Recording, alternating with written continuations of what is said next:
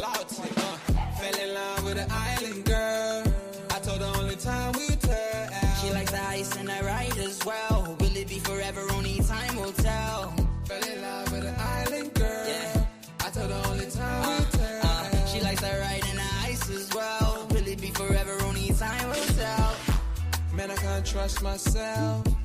I don't even need no help. Did it by myself, I don't need no help. Tryna stack money like books on the shelf. Hundreds in the bag, got me feeling like the man. Shorty body hot sun in the summer on the sand. Way she's working for it, got me feeling like the man. Shorty body hot sun in the summer on the sand. Did it by myself like a selfie. Nobody try to help me. Came to the club with an island girl. I'ma take it to the crib and let me buy you pearls. Did it by myself, no one help me, yeah. Now these bitches wanna selfie. I like big gold chains, I like big gold rings. Let me take it to the crib and let me buy you things. Fell in love with an island girl. I told her only time will tell. She likes the ride and the ice as well. Will it be forever? Only time will tell. Did it by myself like a selfie, yeah. Nobody try to help me, yeah. She likes the ice and the ride as well. Will it be forever? Only time will tell. Big dog status, two-tone paddock. Stacks in the crib, I got a two-floor attic. Got a two-floor attic, got your girl in the attic. But I'ma bring her right back, dude, don't panic, I'm savage. And nigga, if it's beef, we can manage. I know a couple guys that walk around with automatics. I got big dog status, I ain't playing, I ain't average. I'ma leave you hitting static, I'ma leave you hitting static. Fell in love with an island girl. I told her only time we tell. She likes the ice and the ride as well. Will it be forever? Only time will tell. Fell in love with an island girl. Yeah. I told her only time will tell. She likes the ride and the ice as well. Will it be forever? Only time will tell.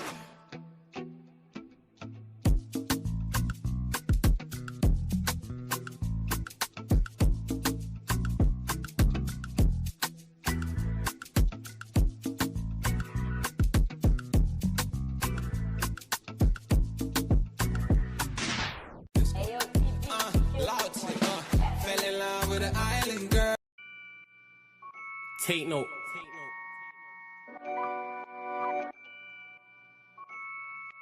Tino, babe. Yo, Tino, he'll get his dome pop. Satin blue on his whip, but he ain't no cop. Don't stop, spray up his motor till it smokes up. Cause what I bought for insurance, I have it wrote off, you joker. Suck on your mum and take note, cause the four ring up in his grill. Like grandma stove top, don't flop. Fuck up the game, like this was Roblox. Oh gunner, running this field, I'm for your walk up. Drum roll, load up a cannon and give her more shots. I put your face on a beam, now you're Zordon. Treat you like an old sketchbook, you'll get drawn on. I lead your girl from the back, I'm that raw blood. Wait, who the fuck feels they could do me something? I'll roll up in your ends with a toolie busting. 32 ugly as shit, like Miss Rooney's husband. Somebody cut me a deal, I'm just too disgusting. Niggas think they next in line, but they ain't doing nothing. Mask on, metal in hand, Freddy Krueger's coming. Tools all up in your home, I'm here to fix the plumbing. House blown, toaster run, leak gas from your oven. Diol on your girlfriend's face, and she best get to sucking. Head game resemble my dad, cause it was good for nothing. Yeah, I'm still vegan, but I'm down for beef. Niggas think they slick with a dialect, but talk is cheap. Watch your mouth, little nigga, because I roll with heat. Top said there's no returns, and I see no receipt. I put your boy in the back like he was groceries. Riding round with the burner boy in case I find any extendo. Licking off shots until it overheats. No mask, did it barefaced, just so they know it's me. Eyes closed, chest wide open, heart surgery. Usher said just let it burn, let's make it third degree. Niggas think everything's jokes until you shoot his queen. Shot was funny as shit, it barely missed the beam. Wax on, then wax off to leave the burner clean. Then open up the Uber app to flee the murder scene. Waving a stick will make them levitate. I raise a toast in the air, let's celebrate. See a couple holding a blade like it's wedding day. And you can leave with a slash, just like wedding cake. Bitches on snap in the snacks. Oh no you ain't, know your place. Worked up flawless, you look like bellyache. Beat my deck all off in the face and let it detonate. All facts, just ask your mum, she'll demonstrate. Damn right babes, I'm a jerk, just let it marinate. I gave it a beat like I was tenfold. I'm some retarded head, my tongue's mental. Babes, if you died and you die, cause you was meant to. Nigga, all I do is draw, I'm a pencil. Run up on you niggas like the rent's due. Dude, screwed, if I see food, you're on the menu. Your homies have to find the Dragon Balls to resurrect you. Fuck it, you niggas can all hate. I'm better than all of you niggas I don't rate. If your girl's fit, 4+4, she'll get 8. I'm a chiropractor back, just setting them all straight.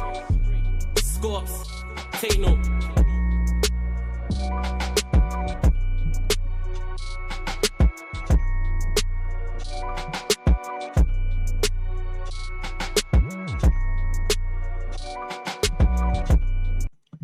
Yes, people. We are back live. We are back live on the Sarcasm City TV YouTube for another edition of the Sarcasm City Sports Q&A, where myself and the rest of the city answer sporting questions from the chat. So get your questions in, people. Of course, we had the Carabao Cup third round draw as well. So all of the big six teams are there. Of course, Chelsea play Luton tomorrow.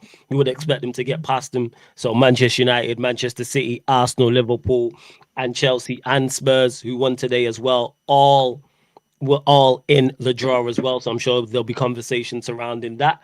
Speaking of Liverpool as well, they had a bid for ISMAILA, SARR rejected. So Liverpool's right winger search continues. Who are they going to go for? Are they going to get that Barcola deal over the line? And EMI Martinez to Chelsea as well. That's also been reported today. Sanchez made 2 mistakes in their win against Fulham. So will Chelsea be able to get EMI Martinez from Aston Villa? So whether it's one of the things I mentioned, Carabao Cup, Liverpool's right wing search, and the ISMAILA SARR bid being rejected, EMI Martinez to Chelsea, or something else, get your questions in, people. And if you are a member of the channel, your question does take priority, like a super chat as well, people.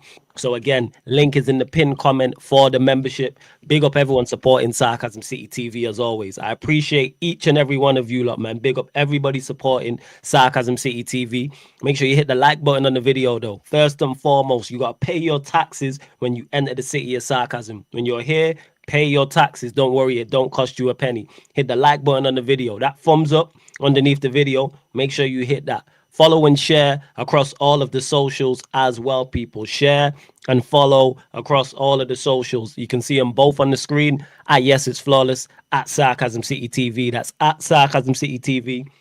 At Yes It's Flawless on Twitter and Instagram. So you can see it right here. Yes It's Flawless at Sarcasm City TV. So retweet, like on Twitter/X, follow on there, like, reshare on Instagram as well. Both accounts, people. Yes, it's Flawless at Sarcasm City TV. And equally as important, subscribe to the channel, Sarcasm City TV as well, and hit the notification bell too. And people, next week, members Q&As and fan calling shows will be back as of next week, people. I'm going to put a post out about that as well. And also what I'm going to do for you lot, because I won't be here Sunday, Monday, I'm going to put a community post out, and then you lot can ask me questions on there. And then the best questions, I'll do a video for and put that out as well. So big up everyone locked in as always. Big up for Forever Working, says Showtime. Chelsea been reading the art of the deal. Yeah, man, they Chelsea looks like they doing good business. I tweeted it. I said if they sign EMI Martinez, they the closest team to Arsenal in my opinion. The Guendouzi thing, I seen the video. That was crazy as well because they got past Leon. Big up to Mohammed, says Watkins gone for 55 million. Has he gone Saudi? Has that been confirmed? Big up my guy Real King as well in the building. Also, big up Ren, says Wagwan family, and Forever Working says where'd you get that hat from? Big up Love Familiar Coleman. Shout out to my G over there. It's Saeed's big bro. It's his clothing line. I'm gonna drop the Instagram in the chat in a second, but make sure you go follow on Instagram, check it out. So yeah, La Familia, make sure you go get some merch. I need to go cop some merch. It was this one Saeed gave me, but I need to go cop some merch 100% as well. And like Ren said, make sure you pay your tax, people, because it does help with the algorithm. It's rolled to 20,000 subscribers, people. We want to get to 20k by the end of the year. The next step is 18k. So hit the subscribe button, hit the notification bell, and the Nico Jackson's gone Villa too. I actually think that's a good deal for Villa. I actually do believe I don't think that's a bad deal for Aston Villa whatsoever. I think that's a good deal. I think he's definitely he's a striker who can help you qualify for Europe. Definitely, I would say. I don't think he's a bad signing whatsoever. He's good for your wingers as well. He could easily, if he plays for the whole season, get 12, 13 goals in the league. 100%. I don't think he's a bad striker. Big up nephew in the building as well. Vikran's also in the cut. What are you telling me, Vikran? You good? Dude, I mean, bro, it's beyond a joke at this point, man. Go on. Out of all the draws you can get, these men are trying to set us up with the Prem teams straight away. All right, we'll start there. Manchester United, Brighton. Carabao Cup. I wasn't. You lot get your questions in, but we'll start there since Vikram mentioned it. Thoughts, man. Talk to us. Oh, it's really simple. They know that they have to have at least one Premier League tie each round, and Man United is just the easy choice. Like obviously they're gonna say that they did it fairly through a draw, but come on, man, we're too old to be believing in all that, all of that false talk. Like we know what they are. We know what they are. But it is what it is, man. They just gotta try and get through it because both teams are probably gonna rotate anyway. So yeah, it's about just playing well at home, and because that is the one thing they did give us the home tie. So you gotta try and play well at home now and try and get a result. And the Champions League draws tomorrow as well, which is yes. big. So people, Champions League draw, there won't be a watch along for it because the Champions League draw is way too long. However, I will do a recap. So depending on who United get and depending on what the other English teams do, you'll either get a Man United, a Q&A, or both. Yeah. So it's dependent. In terms of EMI Martinez, if United get, like, for example, we get an absolute spicy draw and everyone's like, whoa, there'll be a Man United. If we don't get the spices of draws, but someone else does, then so that's what I'm gonna that's what's gonna decide what I'm gonna do in regards to streams. Go on, fam. But in terms of like EMI Martinez, you know what? He's one of the better goalkeepers in the league. I don't know if he's like going to be the difference between them winning the title or not, though. But he's definitely going to help because listen, Sanchez in goal is just. You see that there's a mental stack that people underestimate when it comes to not having a good goalkeeper. United have been through it for the last 3 years, so we can talk about it better than anyone. Knowing that you've got a clown in between the sticks, it unsettles the whole back line. It unsettles the whole team. Like your attack can be mashing all the work that they want, but if you've got a clown at the back, it's not going to make a difference. Like you're going to drop points inevitably because of that. Like you can't. There's two positions on the pitch that you never take advantage of. It's the goalkeeper and your forward line or your forward. People would say the number 9, but let's be real, number 9s are so dusty nowadays. I can't even say number 9 with chest. It's mainly the goalkeeper now. You cannot get that wrong because it fucks up the whole team. United had it for 2 years with Onana. We had it for a bit with Bayindir as well. Then Lamens came in. Fair enough. He's settled. It's not a coincidence that when we actually signed a proper goalkeeper, that we finished in the top 4 straight away. I'm not saying he's the sole reason, but I guarantee you, if we had Onana or Bayindir during that run, we're not finishing in the top 4. I'll just tell you that straight up. We are not finishing in the top 4 without a goalkeeper, especially just against some of the type of team that we play. Because that's the thing. You'll notice how important like that goalkeeper signing is for your team when you play against teams with different play styles. So, for example, Sanchez, every time Chelsea have played Arsenal, and it's not a shock that every time they've played one of the most physical teams in the league, this Sanchez guy has had a stinker every time. Because the last 3 goals they've conceded to them have been Sanchez howlers. when you look at it like that, that's 6 points that they've lost. No, that's 9 points because I said 3 games, right? That's 9 points that they've lost to goalkeeping errors. It matters in them kind of games. It does more than people think. Because if they just get a goalkeeper that's commanding in his box with the set pieces and all that, and even playing out from the back because he can't do it to save his life, like that shit matters, man, against a lot of these teams. Especially because in the Prem, especially when every team to a certain degree has a certain level of physicality. Like you cannot get away with having a soft goalkeeper from set pieces. That's definitely the case. Back to just quickly on the United one, people. I know people are going to ask about the draw with Brighton. Not ideal, but I say this all the time. You want lower league opposition at home. That's always what you want. You want lower league. Actually, let me clarify that. What I always want in domestic cups is lower league opposition at home. Brighton at home, far from ideal, but as soon as I got 2 messages, Jez messaged me about it, nephew messaged me about it, and I said the same thing to both of them, and I say the same thing on here. Get back. It's payback time. We owe them from last season. That's exactly what I wrote. Are you talking about the FA Cup? We owe them from last season, because they knocked us out of the FA Cup. So it's not ideal, far from ideal. But do I think we can beat Brighton at home? Yes, I've said target the domestic cup. So I do believe Carrick will rotate, and rightfully so, and they'll have the big guns on the bench. However, just make sure we're on it. That's what I would say. Just Carrick the entire team. go and beat Brighton, and then we'll see. Because the rest of the draw is now 1 second, people. So the rest of the draw, you got Palace versus Middlesbrough, City versus Norwich, Sunderland versus Hull, Ipswich versus Arsenal, Coventry versus Villa, Bournemouth versus Lincoln. Wait, City Liverpool, versus who? City versus Norwich, Norwich City. Sunderland versus Hull, Ipswich versus Arsenal, Coventry versus Villa, Bournemouth versus Lincoln, Liverpool versus Spurs, Chelsea or Luton versus Leeds, so that'd be Chelsea versus Leeds, Millwall versus Newcastle, Fleetwood versus Sheffield United, Everton versus Wolves, Leyton Orient versus Bradford, Reading versus Brentford, Peterborough versus Barnsley, West Ham versus Fulham. Oh, Wimbledon, mad. Wimbledon making that big. Jazz in the building as well. People are gonna try and tell me that this is that these men don't know what they're doing.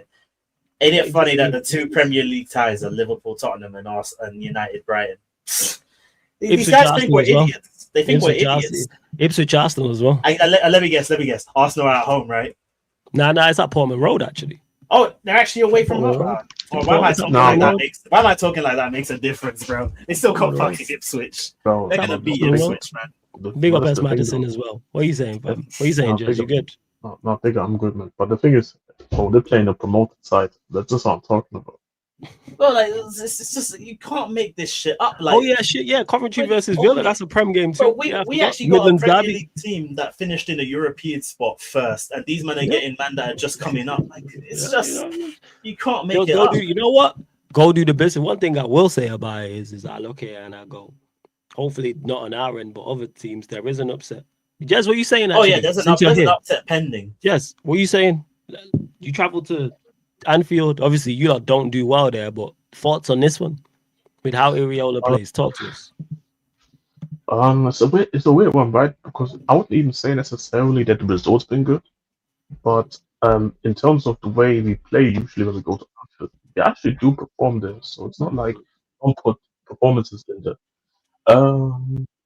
I think obviously Mamusha's gonna be there. Kudus hopefully he's back by then. Solanke, if he's fit, hopefully there.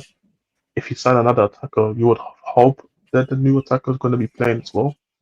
So I feel like I think if you look at our attack by then, and you look at the transition threat, and you saw how Newcastle could take advantage of it, I feel like as long as we set up perfectly, right? If he picks the right 11, if he sets up the right way, I think we could get something versus Liverpool. We just do bad at Liverpool. That's the only problem. But do I think we could do something against them? I think so, yeah. Because last season we had fucking Tudor as the manager, and we should have won at Anfield. So yeah, I remember that game. Was it a late equalizer by Richarlison? Yeah. Was it that game? Yes. So Bosley scored. Bear in mind, so that's the only goal that Liverpool scored was a Bosley free kick that Vicario should have saved as well. Yeah, I remember it was like straight down the middle. Pretty much. So yeah, man. Yo, it is, bro. It's a weird one with these cups, bro, because I feel like sometimes you can just run into a team that is just on it with a point to prove. Because sometimes teams will rotate, right? And their rotated team will still slap you. Like it can happen. We've seen it. Like I think it was the Carabao last season, right? Semi-finals. Bro, Southampton rotated against Arsenal and still slapped them. Like, so, bro, anything can really happen in these one-off cup competition games. Like, and you know that they try and set it up as well. Like, they're looking for an upset every time they set up these fixtures. Like, they want these lower teams to go through to stay in as long as they can for the story, and because financially it's good for them, and that like it's a good opportunity as well to see a lot of the players that people don't know too much about play, and to see kind of where they're at, like get them some game time. Like today as well, like you got to see Savio, you got to see some of the new signings, you got to see Savio, Mateus Fernandez, and I can't even lie, bro. Like they looked good, man. Like especially for Mateus Fernandez, like just having a midfielder again, like because Tottenham have had Gallagher and Bentancur, like they've actually missed just having a midfielder that can put their foot on the ball and just do something with it. Like just really like because the thing with Bentancur, the thing with Bentancur is that he can get on the ball, but the issue is he's not gonna do much with the ball. Like he can kind of set Yeah. the tempo, but he's not gonna go and find a pass or make the switch and everything. But this is the difference where Fernandes adds something to the midfield where not only can he dictate the tempo, but he can also hurry up the tempo a lot more quicker, make the midfield just play a lot faster. Yeah. So, and just the team in general, like him, I felt like him, Bentancur played actually quite well, to be honest, today. Obviously, Charlton beat him, but again, I have even in the last few seasons, even if we played against weaker opposition, I saw my midfielder struggling to even get the ball moving. So obviously, you hope that Tonali's gonna play, and I've been saying this. I think Tottenham just have to switch to a midfield three because until Javi is not healthy and Madison can't stay consistently fit, what's really the point of pushing Gallagher into the 10? I don't really get the point of that.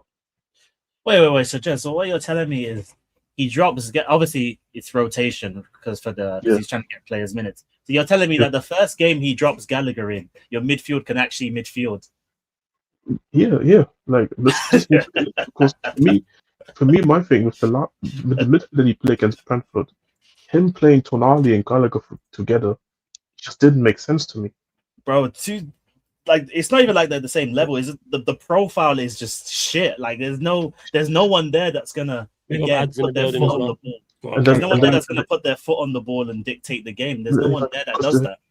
Because the thing is, he probably tried to get away with it with trying to play Bergwijn. But the problem with Bergwijn is, as you said, he doesn't put his foot on the ball. He takes too many touches. That's even the bigger problem. That's why when you saw in Brentford, look at the amount of turnovers that actually led to a chance for Brentford, right? Because he's not being careful with the ball. So you have three guys who do not take care of the ball in the middle of the park.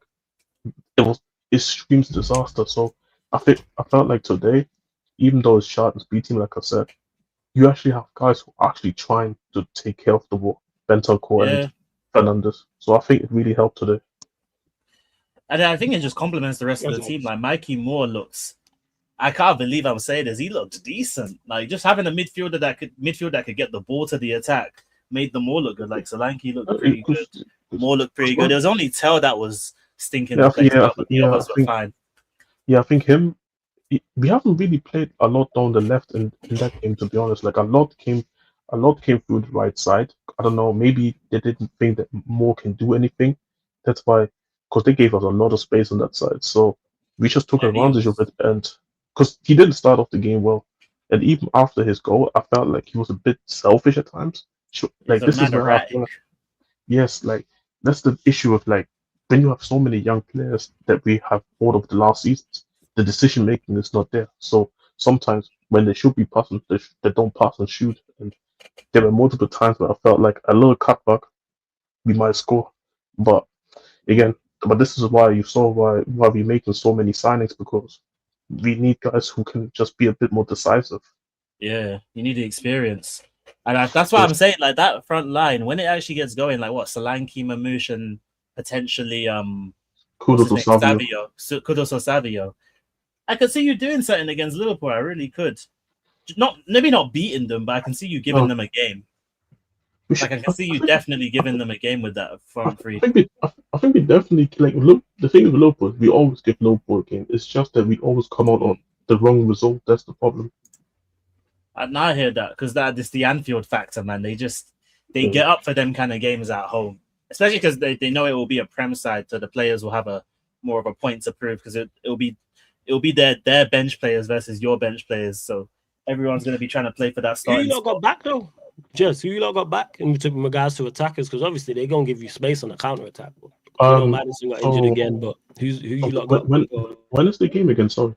Yeah, that's a good question. Like, when would the game be so that he could know? Madison asked in the chat. So because it says, I just read it there, because of Champions League and Europa League, it's crossed over 2 weeks. So the week starting Monday the 7th of September, and then the following week starting the 14th of September. So some of the games will be that midweek, probably Tuesday, Wednesday, Thursday, and then the following week, Tuesday, Wednesday, Thursday again. We will be on the later week, I think, because it depends on Liverpool's picture, right? But yes.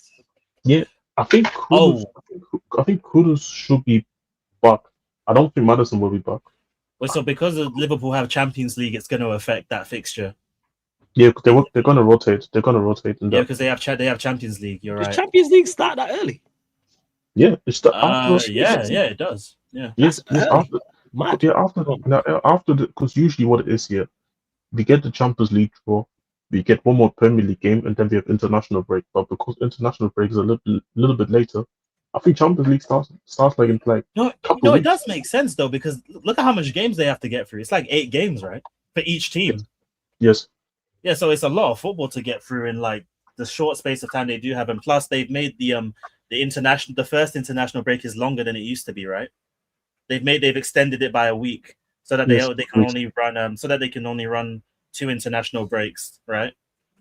I think so. Yeah, you're spot on. You're spot on. It's 2 weeks. I believe. Yeah, it's 2 weeks. So yeah, like that's what that is. Oh, Kaminga's going to the T-Wolves. All right, okay. First. What are you saying though, Ad? You good? First and foremost. I'm doing great, to be fair. Just come back from obviously a very busy day in the boardroom, just handling some meetings on behalf of Chelsea Football Club. It was a great day. And a lot. Yo, I can barely hear you, bro. Yo, you're quiet. You know, I had to turn up your mic or something. Let's see if I can pattern that quick. Yeah, no stress, man. This is all good. No worries.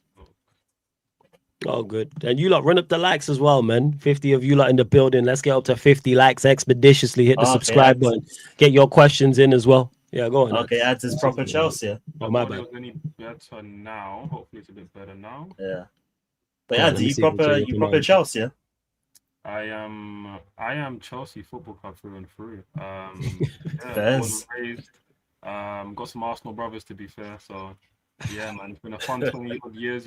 Being the top dogs in London. Now London isn't quite red, white, or blue. It's under threat. So we'll see how it goes in the next few years. But what I will say is I'm in a great mood because it was a great week for my club. Listen, I don't celebrate wins and feel like I'm gonna, I've just won the Champions League. Winning games is what Chelsea do. However, I'm happy for many reasons, including coming from the after party after, we sold the lot for 45 M's. That was great fun. It's a great business. It's been a good week for me, not for all of my ops, and that's why I'm happy to talk about it. Let's talk about it. Before we continue, let's talk about the actual part of the title. EMI Martinez to your mum. Your thoughts on him? You like it? Don't like it? Where you at with it? Listen, I don't like it. I love it because I need to get rid of that previous goalkeeper. As you know, I've had some comments about Sanchez, mostly on the fact that he needs to get out of my club, innit? And then obviously last time I was on this show, we had some certain conversations, and it came to mind when I almost broke my laptop watching the game live on Kings of the Bridge. Yeah. So make sure you don't subscribe. Listen, let me this is serious, right?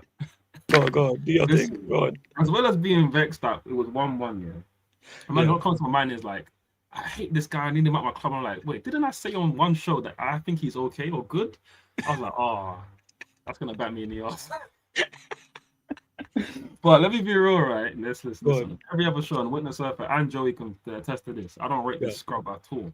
Okay. Obviously, the United hate, the childhood PTSD, it got up to me in the moment, and we said some things you don't actually subscribe to. So we need him at my club. And the fact that, what I said on the show is actually coming to fruition, we're actually going to get rid of him by the looks of it. Alhamdulillah. You can't be any better than this, bro. So it's been a great week for me, bro. Faz, and you mentioned the sales as well of the lap. Jackson sale also, so you got good prices for them. So happy to see the back of those two as well. Yeah, I think Jackson had potential to do something at our club just because he could be a decent backup. But obviously, there's issues with maybe his mentality, you could say. And obviously now we're playing a bit of a different system. He couldn't play maybe off the wing or as a second striker because we have 2 10s more than like a second striker kind of system where he could play off a João Pedro or a Welbeck. Yeah. But him going, that's cool for me. The lap going is sensational, and then the fact that we're getting the fees we're gonna get for both of them, that's combined gonna near enough pay for Rodgers on top of the Garnacho loan and other stuff. It's beautiful stuff, man. So I literally couldn't be any happier, and I feel like now in hindsight, that 3-2 win is as good as I could have asked for because it's like we look great going forward. Okwa looked amazing. I thought he was actually my man of the match, and the fact that the goalkeeper was so bad that we're actually looking to make a signing there is like, oh my, bro, it's Christmas, bro. Yeah, trust me, there's nothing better than getting rid of a bad goalkeeper. Trust me, Oh, there's yeah, nothing yeah. better than getting rid of a bad goal. It's a dream. Like you're not even focused on whose nets. It's just more so of getting rid of a goalkeeper you know is awful because that costs you goals. You can't get away from that. Like if you have a bad right back, it's like or a bad centre back, the team can kind of like help out with that. But if your goalkeeper's bad, it's like there's only so much the rest of the team can do. Bro, Trust me. like I said, bro, it's like it's like 2 to 3 positions on its own. I'm telling you, we don't finish top 3 with Onana or Bayindir and go. It's just not happening. Fuck no. It's not happening. Oh, You yeah, know hell the no. saying of like, oh, the goalkeeper saved you 10 to 15 points. Like it's real. It's facts. It actually Yeah, facts. It's real because like I've seen it on the players' faces. Like when we concede the goal, it's not just we concede the goal if the crowd is up. It's like that guy done it again. It's him Like, again. that guy done it again, and you just see the confidence zap. And I told you, right, at 3-1, the way I'm celebrating, ready to pop cigars, like all of it, we're just like, we're gonna win. And then he lets that one in. And then the second one got bowled. Literally on the stream, we're all like, shit, it's like it's game over, bro. Like, so when I tell you like goalkeepers, and we can relate, whether it's Nana, whether it's Kepa, whether it's whoever, it's like when you see the back of them, bro, there's nothing better, man. Yeah, and you know is so Martinez you with, then you're like, yeah, you rate him as a goalkeeper. I think he's a good goalkeeper. I've said this. I would have took him last year. Same, and I've wanted him for a little while, but like he wasn't the highest on my list just because I feel like he's maybe on the not even decline. It's just there's guys that I would prefer, but given that we have Penders who I rate pretty highly, and a lot of Chelsea fans tell me no, Penders is the truth. He's like the next Courtois kind of. I'm like, cool, but he's very young and he's got no prem experience, so it's best for him to play or be behind, you know, an experienced Premier League goalkeeper and also a winner.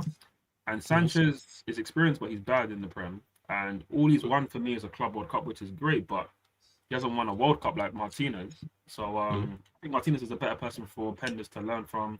Martinez is also a leader, which is one of the things that I just want in my team. And we've signed quite a few of those this summer. So yeah, I wanted obviously Mannion originally, or I was up for Costa or even Kobo. I think Kobo's really, really good too. But Martinez as like a 2-year option, like in terms of how long he could maybe stay. Bro, fingers crossed it comes true, and then I'm very, very happy with the window. Still a little other pieces we could do, but that for me would push it up to like an 8-9 kind of window, to be honest. Nah, that's fair enough. I think it is. I said it. I tweeted it out. I said I think if you don't get Martinez, you're the closest to Arsenal. If you don't get him, 100%. They completed every puzzle pretty much. I think he's that much of a difference maker. And that's not a Martinez being a great goalkeeper, because I don't think he's a great goalkeeper. But do I think he's a goalkeeper good enough for you to go and if you're in the title chat? Yes, I think he is. And add in the fact the back three that you lot play with as well. So I look at it, I go, yeah, like he is that, because I think that was just the biggest weakness in your team. And I think he's that much of a detriment. And I don't go off just one game, but that was without him in. If you have a solid goalkeeper in that game, you win that more comfortably. It's not just one game, Flawless, though. It isn't just one. He's been doing this. Valid point. It's just that, like, the small stuff he does will go under the radar because Chelsea is still a good enough team to make it not matter. But certain games, it will punish you in certain games. You can't get away from it. Like, let's say, for example, they're in the Champions League next season because they'll probably get top 4 this season. And then he has the howler he had against PSG. Well, sorry, that was a different goalkeeper, actually, but he had the howler against one of the teams in the UCR. I forgot which one it was. That can cost you in a 2-legged tie. Yeah, it's I actually don't think he had the holders. I don't think he had the holders in the UCL. Like, it was just it might have been something else. It might have been a different competition. I'm thinking of. You're probably thinking about later on in this season when they went into the Rossonera era. Maybe then. Yeah, that was more Jorgensen, and obviously I still stand by the fact that last season was probably his best or most consistent season for us, but it was still riddled with a lot of mistakes. And even that, like, I think people were overrating how good that season was just because he was so shit. Like, the ball was on the floor. He just had a consistent run of game where he wasn't making any errors, and people were like, "Oh, this guy's back." One of them where it was good. One of them, Vikram, where it was good for him because he's him. Exactly, but that's what I mean. People were talking like he was back. Oh, look at Sanchez, bro. He's been keeping us in games. He's actually been winning us points. I'm like, bro, he cost you like 15 points. What are you talking about? What? So he won you like 2-3 games on his own. What? He cost you 15. To be fair, actually, which funny enough, I think Martinez actually cost Villa more points last season than Sanchez. But here comes Jess now to tell me why Martinez is a scrub. All right, go on. Let's hear this. No. I'm not even gonna do it. I'm just stating a fact. That's all I did. But now my Bro, point. I know you don't rate him, bro. You can be honest. You don't have to like. You don't have to dance around it. No. I agree. Like Sanchez isn't better than Martinez. That's why I said I understand why Chelsea are looking at him, and if they were to buy him, I understand it personally perfectly. Right? I'm just saying two things can be right. Sanchez had last season, I think, a great season personally because I was watching these Chelsea games, and I do think he was actually good last season.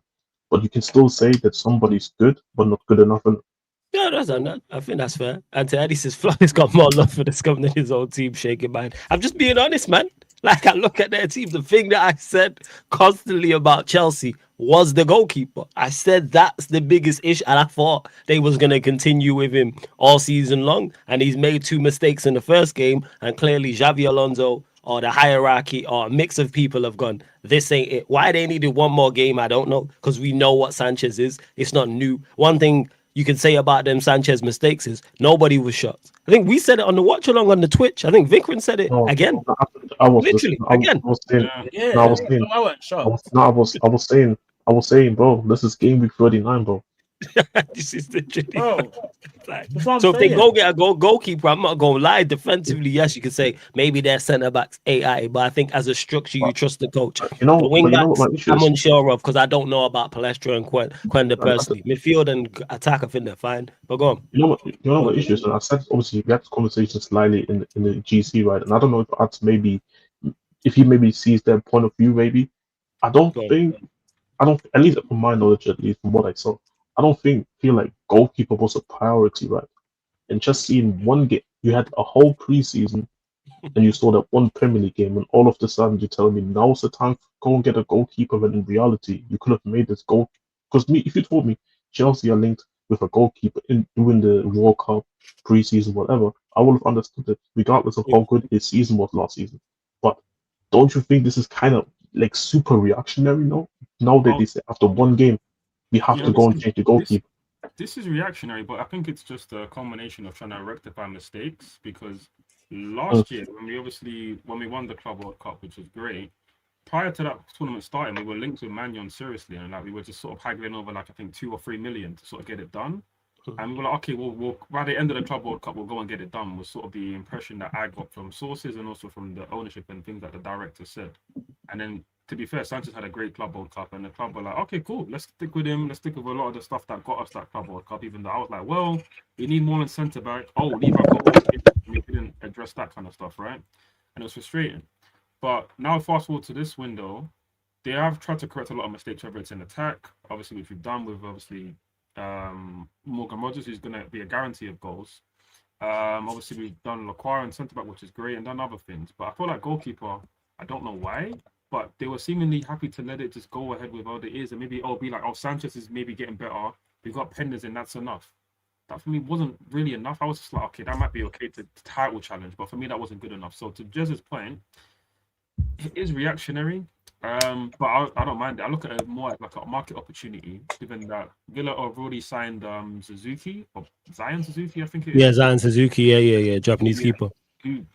From what I saw in the World Cup, he's good, bro. So like he's good. Villa are happy with that. And obviously then you got Martinez there. He has this slight finger issue, but he'll be available very soon, if not right now. And pick him up. So it's reactionary. You're right, Jez. It's poor from the ownership. We've been poor for years, but listen, if you make mistakes, but then you're actually able to rectify it, and obviously we got the bread to do it, which is great, then we can do that. But I'll just quickly want to notice and say that I'm going to put my shades back on because the real king just let me know that we're going to likely get 30 million for Mark Gui, which that's a flip. That's a crazy. I mean, we bought him for like 5 mil, so we're going to flip him for. Man, I'm selling a brother for 30 M's, and I don't even know what he looks like. Back on because, bro. We're making bank this summer, bro. Yeah, you lot making you a lot and City have been on it with the hey, do the thing. But again, back to the point like you're making there, Vikram, about like signings. I mean, sales that Chelsea are making, and Jez talks about like is it reactionary? Nah, not even the money. No, I ain't saying all that. Not even the money laundering type of thing. I ain't saying. I'm just talking about what Jez mentioned about the reactionary takes and sales and buying bad players and stuff like that with hierarchies. I think we give them too much credit because they're rich and in suits. We act like they know what they're doing all of the time. Whereas we've seen countless times over different, multiple football clubs. I think we can all go to just the big six and look in the last 5 years and look at what we've done and go, how have you got there? Whether it's managerial decisions, whether it's bringing in players, whether it's selling players and stuff of that nature. Like, we've watched this countless times make bad decisions. Data, like I said before, even with like the lap one, as much as I don't think he's all that, like you can say that, oh yeah, maybe they probably looked at him and gone, okay, maybe for this system with Glasner, we've seen Glasner get a tune out of strikers before. Like, no one rated Mateta before Glasner had him, so maybe he's like, oh, maybe Glasner can get a tune out of him and maybe help him rediscover some of that. But like, a lot of it is just gambling, like them seeing if they could make the most out of a situation that isn't the best. But you know what it is though, I just think there's like sensible gambles and then there's just idiotic gambles. There's gambling like all your money on, like, let's say the lottery, like you put all of it into one lottery ticket, and then there's gambling like a £10 increase for like £5 put in. Like the one smart one is just idiotic. Like, why would you bother gambling 80 M's on Minte when you can just get ISMAILA SARR? Like, it doesn't make sense. Like that, that's what, like, now Liverpool looking at SARR. They should have been looking at SARR from the start. And that being said, lovely segue. Sai, your thoughts? Your club will look at. I think they are still looking at ISMAILA SARR. Bid got rejected by Crystal Palace. Talk to us, Sai. I hope you're blessed as well. Big up, Jesse. What musical chase I have to talk about? what you mean? Like, yo, it's Liverpool Football Club. You're a big football club. Of course, you're talking about. No. Why I ask? Because the reports already said that SARR is off. Oh, SARR's off already. So bid rejected, and you're going to move on to the next. Bid rejected. See, some reports saying the bid rejected. Some reports are saying that SARR is not for sale. Okay. See, for me, the whole situation is total mess, brother. This situation has to speak. Because how come the problem with Liverpool is right now is our left wing target is Barcola. I know we are doing this thing. I always speak about this. But right wing target, our target is Demon. From starting onwards, Demon. You know what? Demon is chosen Real Madrid. Why can't you go pivot immediately and select a player immediately, or go another league and buy a player before season starts? You telling me a Liverpool football club can't find a right winger by August 27th and 27th, and we have to do Hail Mary bids. We went from Demande, Mbai, Minte, and SARR. And bro, if you are doing this, go and sign Salah, bro. You know what? Fuck it. Go and sign Salah. That is the period is going on right now. There is no one where there is no planning. For me, the frustration part is you are not giving enough tools to everyone to succeed. See, people are saying this league is shit. Every Liverpool, you can ask every Liverpool fan or a United fan, a Chelsea fan or a City fan, everybody's Arsenal fan, everybody's saying this league is shit. You know what? We doesn't have tools to perform in this league. This league is shit, but we doesn't have tools to do it. I can't blame league though. We have to have enough tools to perform it. We don't have a right winger to start. How can I come sit here and tell her? How can I expect something? It's not good. For me, how can a board so incompetent like this? You know, season is starting. You know, you doesn't have a right winger. You know this. By the way, I have this scene before with other club, United. I seen this. I seen United work under Edward and Glazers before like this. I seen that. They made Hail Mary with Anthony. It's very similar with Anthony, panic buys, overpaying players. See, it's like same thing. I seen that. Never going to succeed, brother. Panic buys never won't succeed like this. No, we have to have a plan. See, City are going a fire sale, but the all deals are lined up for them. They're doing their background work. They can do immediately. United sent only 3 players, but their deals are already planned. Nobody knows what player they're signing. Nobody knows it. Chelsea same like that. They need some player. They're moving on, and they signed some players. They sold some players immediately. Why can't we act like that? Why can't a club Bro, no. Eddie, if you rate him, I hope he comes back, Eddie, for you. I hope so for you. He's at Betis, isn't he? He's still at Betis. And by the way, You before know, I go, I have to say Go on. this. What the fuck, bro? Going to Wolves. Fuck that.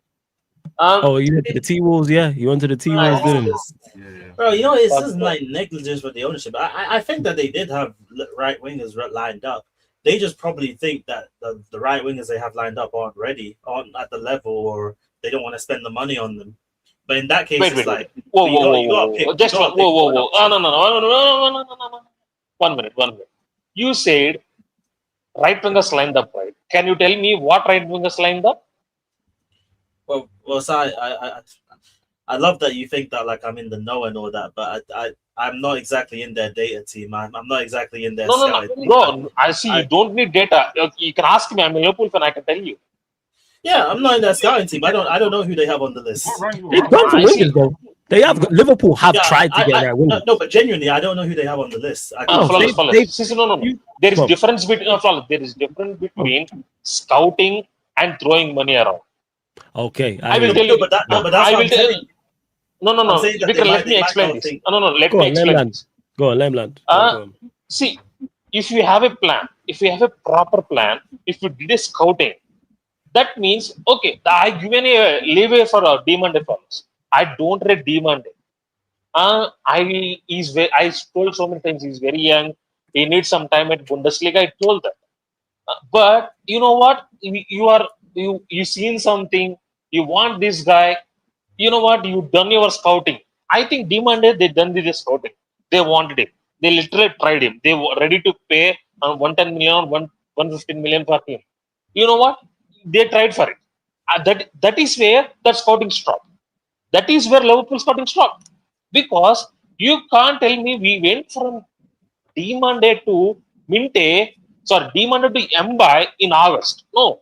If demanded is not available, run me Mbai immediately or next week or after it.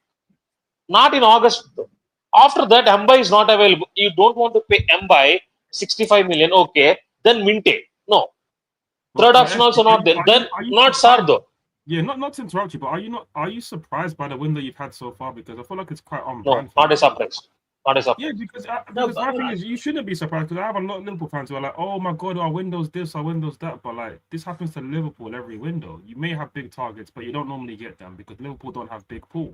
You're not the biggest team in your area, really, because obviously Manchester. Okay. Actually, you're doing the social media thing. No, you're doing the social media thing. Fine. Okay, then we can do that. You doing ads? You can do this. I thought we were talking about football. You're doing the social media thing. No, we are talking about football because football's about pools, about getting big players to actually. Oh no. See, bro. I don't care about pool or water. I don't care. Run me player. That's it. I want a talent. I don't care who got pool or got not. I want trophies. I see my club as a trophy. That's it. With the way you're buying players, though, you won't win. No, bro. We haven't. We didn't sign one player and we won the league. So now what? It can work both ways, by the way. No. It went both ways. It can. See. You brought so many players and failed to qualify for Champions League also. It can work both ways. Chelsea buy so many players and finish 10th and 11th. Of course, but I think we keep on buying players, obviously sometimes to our detriment, right? But my point is with Liverpool. We see a lot where you have big targets and you don't get them, whether it's Caicedo, whether it's Lavia, whether it's this player, whether it's okay. See, yes, we didn't get the targets, by the way. No. We didn't get the target in the past, but we did something with it. We moved on. Okay, we didn't get Caicedo, but we moved on. We got a ground birch. We moved on. We won the league. Caicedo won the what? One cup, right? Haven't Lavia. He can't stay fit. We can do this. I mean, Caicedo won a couple trophies actually. One trophy. No, a couple trophies actually. But that's okay. Okay, you think Conference League is trophy? Okay, fine. Okay, two trophies. You can say that. You lift it up over your heads, right? And you do celebrate it, right? Bro, you can say that, bro. Conference League, you can say that, bro. That is a wonderful trophy for you. You can say that. That's what I'm saying. But by the way, a wonderful trophy too. Wonderful trophy. That's for me. You can say in hindsight or fit, you can say, you know what, but I don't gel in the past. I'm talking about right now.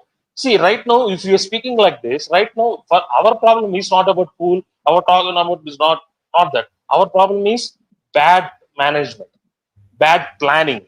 That is my problem. Our problem sitting here in August, it's happening because our board is a mess. If my people are, if my board is trying to succeed from in July, June, people are rejecting left, right, and center like Newcastle, then I can accept. You know what? We are getting reacted by this. No, we are not like that though. My problem is our board is not planning well because we are a mess. That is my problem. But That is where why because we are throwing money. No, I agree. Your board is a mess, and that's why, like, I'm not really. I'm surprised by Liverpool. Like, I feel like Liverpool have the players to actually go and compete for the league, other than some holes which you've not really properly addressed, which we all agree on the panel. My thing is, despite that, right, your board can be a mess. I've seen my board be a mess for years. United fans can relate to that too. But you start to get the job done, and like at the end of the day, your board still bought you £241 million worth of star-studded attacking quality, and that's not just in 3 or 4 players. No, that's in Isak and Wirtz. Like combined, that's 200. Let me say it again. So let me take off my glasses too.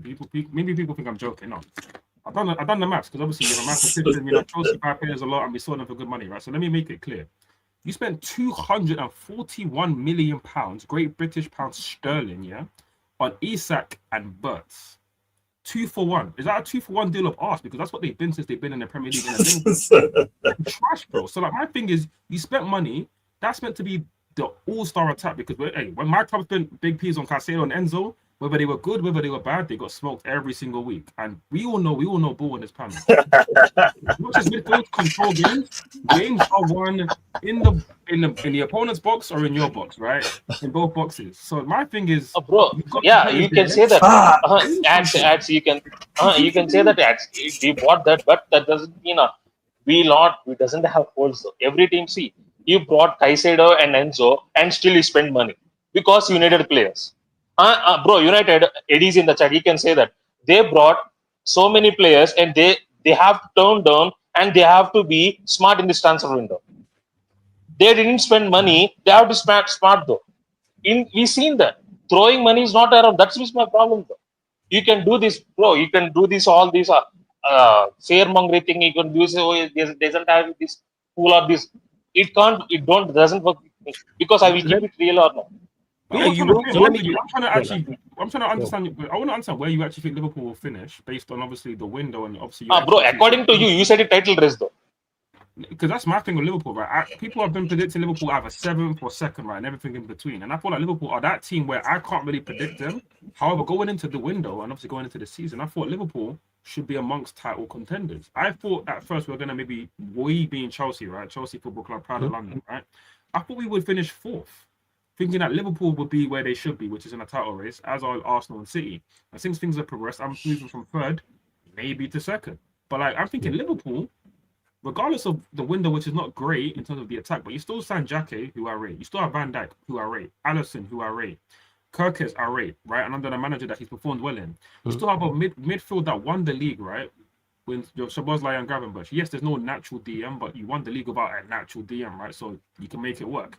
And then, like I said, you have £241 million of attacking talent right there to make it work, along with Gakpo and whoever else is in your attack. Munoz looks decent. So, like, my thing is, despite all of that, you still have enough there to at least compete for the league. You should do. No, when you play it like that. Wait. Wait. Okay.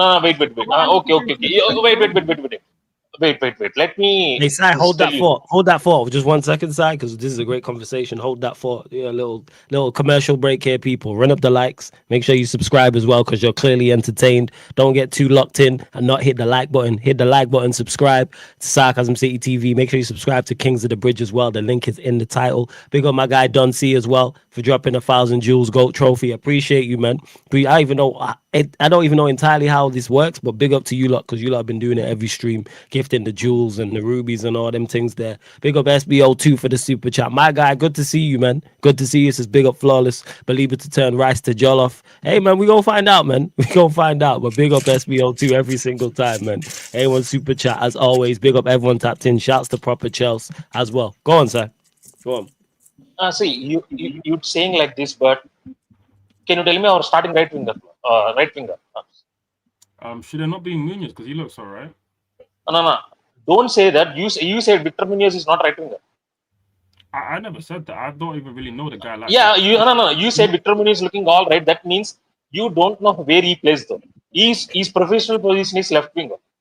I think he looks good. Is my thing. Oh, him or me or Bro, Rio. no. Wait. No. See, you seen he played 15 minutes and saying good right winger to start. But the thing is, if you need a right winger, you can talk to Chelsea Football Club. We've been. I mean, you maybe See, didn't no, say this that. is no, this is no. This is where I can cut off though. Bro, this is where I can cut off because we're doing football thing and you're bringing Neto into this. I don't this bullshit. I don't do that bullshit. I don't do that. We're talking about serious football stuff, then I can comment on that. If you want to sell this scrubs or this, you can do this business to United and Villa, not to I me. don't sell scrubs. That's all players who improve teams, Why you bro. say fuck me for, yo? This is No. necessary, yo. That's it. We're talking about serious football stuff, then I can comment on that. But okay, but where do you actually have Liverpool finishing? You have Liverpool finishing what, 4th or 5th? Right now, as things stand, brother. As things stand, 6th for me. 4th. 6th. Wait, sorry. He don't rate his team. I don't rate. It's not even a surprise. I don't rate his team. He's been talking about this all summer long. To his credit, he has been on this. He's been saying this. Finishing above you guys. But I think actually, who's the wait? He said 6, right? Yeah, the 5. I think he said either. Sai, who did you say? Sai, who have you got? 5 you or know, 6 for me. 5 or 6. 5 or 6. So who's the 4 or 5 in front? Of course, I know it'll be United, Chelsea, Arsenal, City. Who's the other one you look at? I just Spurs or see before this happened. I said Villa, but I can say Spurs. Yeah, Villa or not. Yeah, the Villa thing. I think you lot are minimum top 5. I think worst case scenario, I have you 5th, but worst case scenario, I think you're 5th. But Yeah, because the rest of the league. It's the rest of the. I'm with you, Vikram. Like it's the rest of the pack. I don't look at anyone and go, "Oh yeah, them." Like normally there'll be a surprise, but if Villa would like Villa of previous years, they got a shot. Brighton, we don't know about. Bournemouth, new manager. I think the problem is it's such a weird situation, right? The Premier League, right? Because obviously, I've been speaking about the Derby, right? But aside from that, Bournemouth playing Europe, Crystal Palace play Europe. That's another thing. Playing Europe. Who else playing Europe this year as well? Bournemouth playing Europe. So Villa in Europe as well. Villa in Europe. So the thing is, a lot of these teams where we have question marks to begin with, right? A lot of them outside Villa and Palace, I guess, as of recent times, none of them really got any real. Even Sunderland, they play in Europe, right?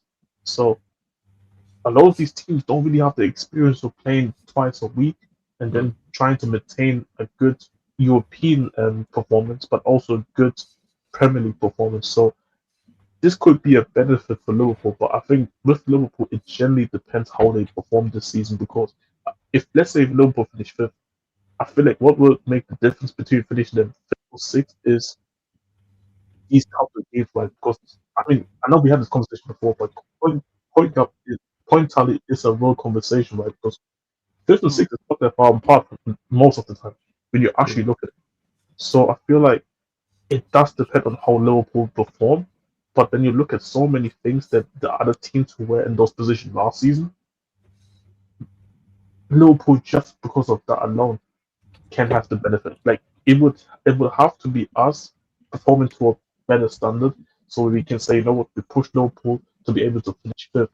But again, we have to wait and see. Bill, Steve. Where would Sarr have Liverpool, right? If Xavi Alonso was your manager, like, because is it a case of you don't rate Areola that much, or do you feel like no? It's not case of Areola ads. I think. See, I will tell you this. Right? You have been here, right? I am telling this sarcasm from last year, not this year. From last year, I have been speaking about Liverpool window as a whole, as a squad. I rated my window 6.5 last season. 6.5 because I don't like my players like this. We have a lot of issues on this. Regardless of manager, Xabi Alonso, regardless of Irola, right now, our squad have issues. It's a team. Our squad have massive issues. For me, it's team form. We doesn't have a competent right back. We have a midfield holes, and we doesn't have a starting right winger, and we doesn't have a backup for Isak. For me, there are a lot of issues where I can sit here and tell her, you know what, we can finish in top 3. For me, I don't do this. See, you can tell this league is shit, you can do this, but first of all, I will look at my team, then I will look at others. It's simple.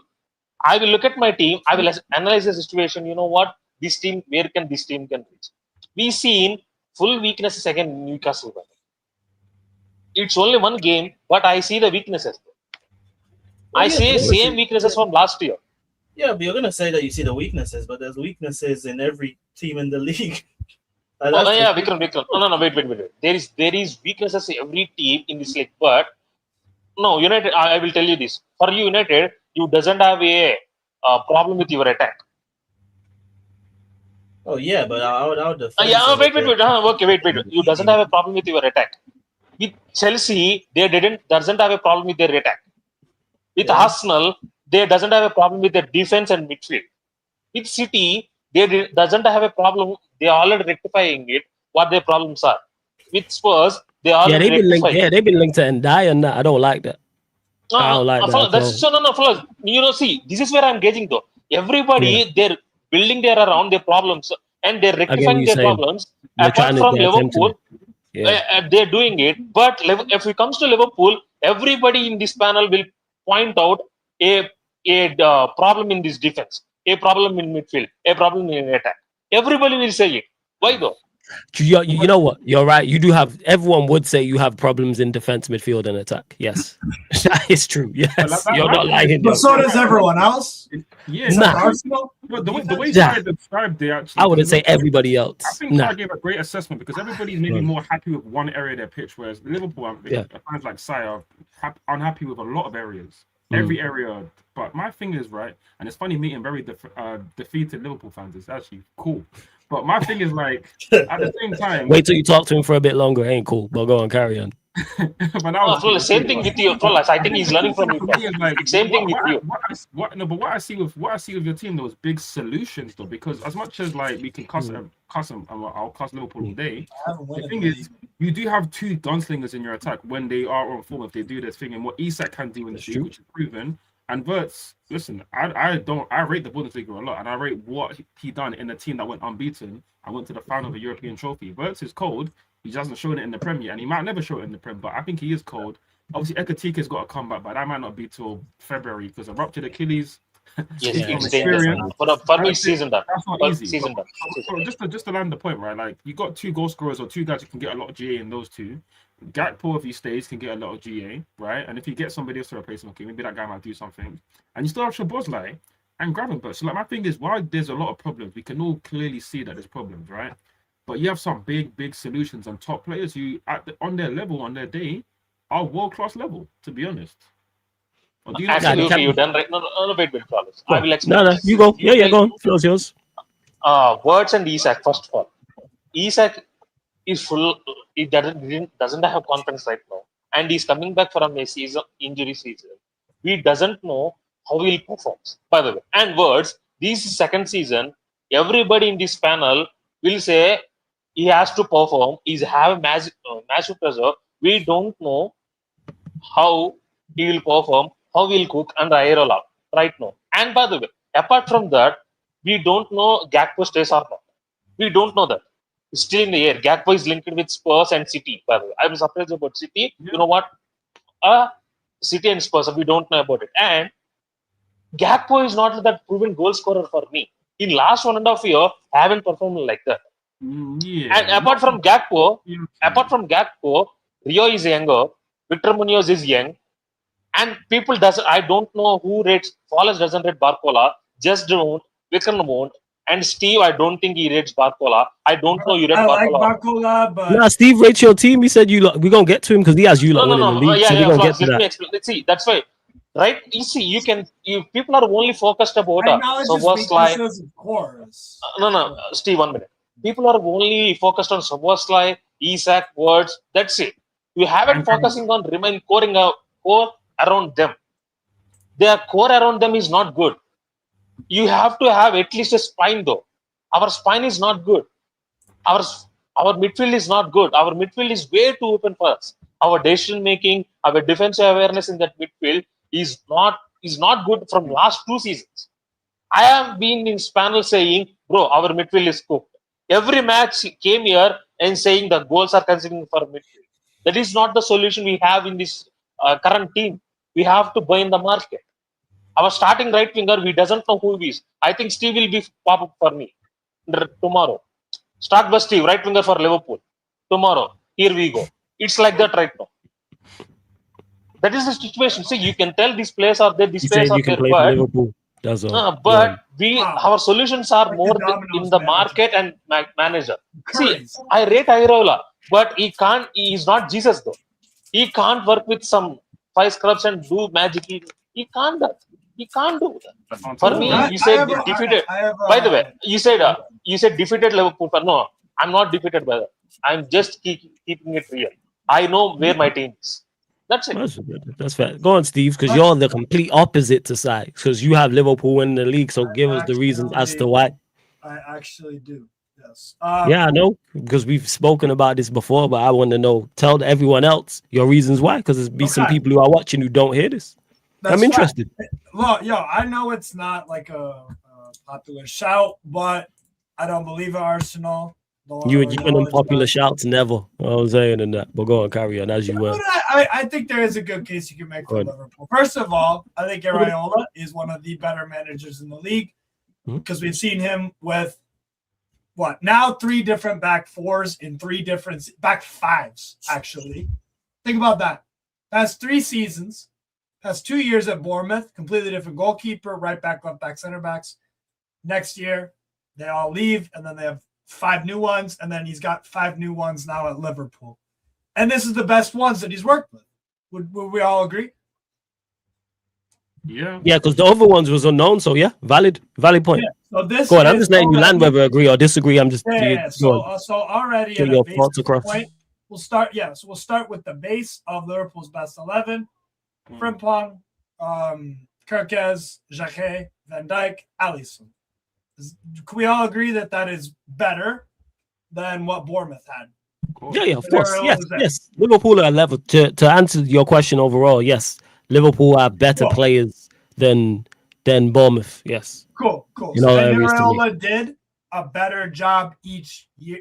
The years that followed. So he had the back 4 with who was it? Clayson.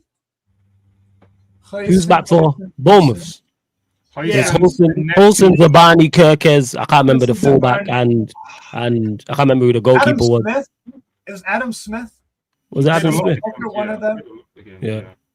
Yeah, because he played fullback for them against City as well. He did all right over that side. And then Kepa was there as well. Kepa was there as well. I want to hear the reasons why around the midfield and attack for why they're gonna win the league. No, but we'll start with. I do want to start with defense because I do think it is the best. And so, fine. If you don't rank the Liverpool back 5 of Van Dijk, Jacquet, Frimpong, Kirkez, Alisson as one of the top 3 or 4 best, that's fine. Because I think Iraola did a great job with. So it's more so you're talking more so, Steve, here about the structure that Iraola is going to put in place rather than the individual quality of all of them. I do rate Alisson. Van Dijk is still Van Dijk. He's still of a good level. Jacquet, I've only seen one time. I thought he was good. Kirkez, you would think he would get back to it. Yeah. I'm not going to dispute that. And Kirkez is. You would expect Kirkez to get. I would expect Kirkez to be better because it is Iraola, but he's still perfect. Frimpong is just, I think he's just average. That's an issue, but I do think. I tell you this, for Kirkez, you need some. What kind of? Wait, hold up, Ty. One second. Whoa, because you're about to do the months thing. 1 second. Yeah, go on. I don't know once did, but I'm saying that you need something before match starts because he are attracted. By the way, distracted by too much. He needs something before match starts. He's chasing a guy who's chasing by a dog like this. He's doing way too many things. He needs something before match starts. Go to the doctor and ask something. One thing I don't blame him for, and I've seen people try blame him for, is that first goal. No fullback in the league. I'm not blaming him. I'm just saying. I've heard that. Outside of Van de Ven, if he's playing fullback, that's it. No fullback, left back is catching him in the league. Maybe it's pasting. It's pasting for me. It's pasting for me. For me, it's not about pace. For me, it's not about first goal. For me, the remaining part of the game. Every fucking time there is ball is coming on, He's like, bro, what I have to do? Bro, what I have to do? He's jittering flawless. Bro, I get go what to you're the saying. hospital or do something. You need something, Go on. bro. Keep your heads Go on on, there. Steve. Carry on. Why do you think? Why do you think I they can agree win? with his overall point. Now, go on. I want to hear this from Steve. Go on. Finish the rest from. All right. So, anyways, I think, and then with the midfield, I think you do need some additions. But again, I still do think Iraola can do something with that midfield if Arne Slot can. That's my other point. Salah missing, that's a big one, but I still do think you have enough output, and I like the way Iraola gets the most out of his wingers. So I think they'll actually. I think they'll go. I think the fact that people are writing them off, it reminds me of a lot of when Slot was there, and I think Slot is worse than Iraola. But Wait, Vikram. I think Iraola can do a madness. That's what I'm saying. Okay, So you Steve, say Steve. defensively before you go. So defensively, you're saying he can sort that out.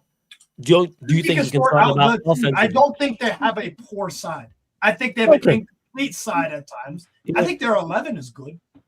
Do you think they're left? So we've seen their midfield contribute. Seen their 11 win a league. It's their attack. Can he get their two best attackers in Isak and Wirtz firing? Yes, I think so. I think That's the the first key game thing. of the season, all right, it's not great. Iraola doesn't start very strong. League campaigns, even with Rayo Vallecano, and then the start at Bournemouth. So. But do you think they have the squad to win the league? Because to win the league, you need a squad, especially if you're going to be in Europe. They would expect. Yeah, especially if you're in Europe. Does Slot have a good squad when he won the league? Pardon? Does Slot have a good squad when they won the league? So with that, they were quite fortunate not getting any injuries, and obviously that's partly luck, but it's also well done by their coaching department, also Slot, right? And I think Iraola can do a good job. He can the league wrapped up by February too, which also helped with that. They had the league wrapped up. And everybody's in transition. I think you could argue the league is weaker than it was when Slot won it. No, but Steve, I agree with you when you're saying that they can be up there. Right? But just to land my point about the actual squad, right? The reason why the squad holding up is because no Salah. They wanted that season because Salah went crazy, right? Obviously, if Isak can match up in similar, that's cool. But obviously, Isak, there's still question marks. Quality player, we know that. You know that better than us, given he was cold at Newcastle. Yeah. But the thing is, there's still question marks about his time at Liverpool. Obviously, I was recovered from the injury. Yes, he was decent at the World Cup, but there's still question marks. And of course, behind him is who? Nobody, because Ekatike is out till February. He might not be the same player after the Achilles injury. Then obviously around that, Wirtz, okay, there's Wirtz, but then again, you're looking at depth. There's not much depth in your attack. There's barely even you're basically now the quasi Liverpool fan here, because the other Liverpool fan here is given up already, which is cool. But my thing is, your attack on behalf of Liverpool fans is meaty, because there's no backup to your left wing when your left winger isn't really that guy anyways. There's no real starting right winger, so it's between Rio and then guys who right wing. What depth is not good. So I'm saying any couple of injuries, and all of a sudden, wow, you're wide open. And even outside of the injuries, Isak is a top quality striker. Like in regards to, even though he's been terrible at Liverpool, he's extremely talented. Liverpool are going to be playing more often than not against low blocks. One thing I've noticed, that maybe Isak gets up to speed and changes my mind and balls out. He's not going to create for himself. So therefore, someone has to create for him. Now, because I think if you give Isak the chances, he scores goals. 110%. I don't doubt that for a second. Who is got to go and win the league before you go, Jez? Who is going to create for him? That's the key thing. Because then you're looking at Wirtz, and Wirtz just looks. I can't even say Wirtz, like he's out there. Struggles to get involved in games, and you can't have that. Yes. And I'm not hearing it to the league's too strong, or he's not fast enough, or or height or strength, because you see Cherky, who is them man are probably similar in height, are probably similar in strength. Like Cherky, but he's able to again impact games. Like I've never seen Wirtz. Liverpool fans, correct me if I'm wrong. I don't remember him impacting a game heavily. You know what the difference is? And this what separates them this what separates them in terms of profiles of players. When you actually watch, if you watch Cherky when you watch Cherky when he was at Lyon, and when you watch Cherky, Wirtz when he was at Leverkusen, when you look at their play style, the way they're playing for both City and Liverpool, looks very familiar. Like Wirtz is actually more of a finisher than a creator, actually, which is the funniest part. Oh, okay. Yeah, no, yeah. But for me, Nah, but for me, my problem is the issue with Isak is that, and I said this to Steve on Sunday and asked him, playing Wirtz as a playing Isak as a poacher sounds dead to me because this is not Isak. Isak is somebody that I want him to roam around. I want Link him up, to man. I Poach. want him to link Or up. I want him. We'll just poach at the worst. But this is the thing. But this, I feel like you extremely limited in this game because, especially remember Flores. Remember the one time when I said I think Isak is left winger. Yes, I do remember you saying this. And when you Played actually decent at- look at if you look at his tape from Sociedad and Newcastle, look where he was roaming sometimes when they were transitioning. Always. So did he? So did he start central, and then did he start central and then drift left? Start central, and drift left. And this is my problem. Liverpool are turning him into a poacher when he was never a poacher to begin with. It doesn't make sense to me. It's not the same, but like imagine making. I'm not gonna say he's quite as good as this guy, but imagine like a prime Henry playing just as a poacher. Like it doesn't make sense. Like you want somebody like that to drift around and get involved, and Isak has that ability. True, but one thing Henry can do is create for himself, and that speed is devastating as well. Whereas Isak, like he again system that he looks like two totally different players. Like he don't even look like at even though he's like nonchalant and laid back with his running style and how he plays, there was a level of directness about his game. There was a level of like assertiveness about his game. There was a level Arrogance, of I'm him. Arrogance. Yeah, there was a level of that. It's like it's kind of disappeared. Like you're not He him. would do that to the best centre. But you know what the problem is? Like he would do that to the Van Dijk. That's my point. To the Gabriels, and like he doesn't do it to anybody now. But you know what the problem is? This is exactly my point. Because he was allowed to have some freedom in the way he wants to operate. So my issue is, if you play him as a poacher, you're extremely limited on what he's supposed to do. Like if you go and watch his touches per game, I ain't trying to have if he's gonna have limited touches, at least have limited touches outside the box. Let him be able to make runs onto the ball, make him maybe find him in a cutback or something like that. Don't let him be just inside the box and just wait until somebody finds him, especially with the lack of creators that Liverpool have to begin with. I think Liverpool just got it completely wrong with the way they profile Wirtz and the way the profile is a personally. I think they should just let them just be a bit more freer in how they operate. But I don't know. And when I say big up pops, make sure you lot subscribe to Beijing Reds TV. Playing well for you lots. Like where I go, not necessarily running the game, but him doing multiple things well in the game. Where you go, even what's the impact of the game? Yeah, you don't have to get goals or assists with that, but it's like it can be, he was a problem today. He was a problem for the opposition. He was one of Liverpool's better players. Again, I don't watch Liverpool week in, week out. But even the games where I've watched and people have said he's played well, I look at it and I go, he was decent, and he's always going to do decent things because he's technically very good. So he's always going to be able to play a pass or have a touch where he goes past the player or have like he had the shot against Newcastle. But Liverpool had the ball for at countless times in the Newcastle's final third, and I actually thought they attacked well. Outside of the shot he had, I don't remember too much. Like that's what I'm saying. Like you should look the best of the worst, even if you're playing bad. Like you're better than before you go. You got Rio on the right wing and you got Gakpo on the left. You're better than Isak. Who's like you should be the best, but that's just me. Flawless. No. See, that is where yes, people can tell he has to perform, he has to do.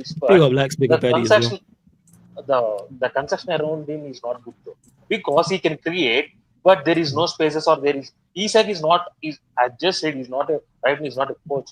I'm not giving any leeways or not doing like this, but he haven't done the creative part. But in terms of games, he's doing some good things, but I can't blame fully on him though, because the tools around him are not good. Because if he has to do, Rio is not right winger, and Gakpo has only one trade, and he's not getting the ball enough to impact enough though.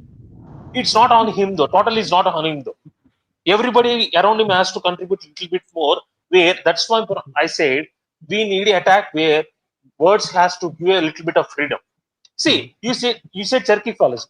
With Cherky, they got Haaland, they got Doku, they got so many. What means they're direct net players. They can run, direct net, pace, strong. Haaland, he can run. Haaland is a poacher. Doku, he can run behind. With Samelio, he can do this. But with us, it's not happening though. That is where my problem was. No, that's Hyrule has a big task where can you create a words who can be a not finisher, who can be a creative player.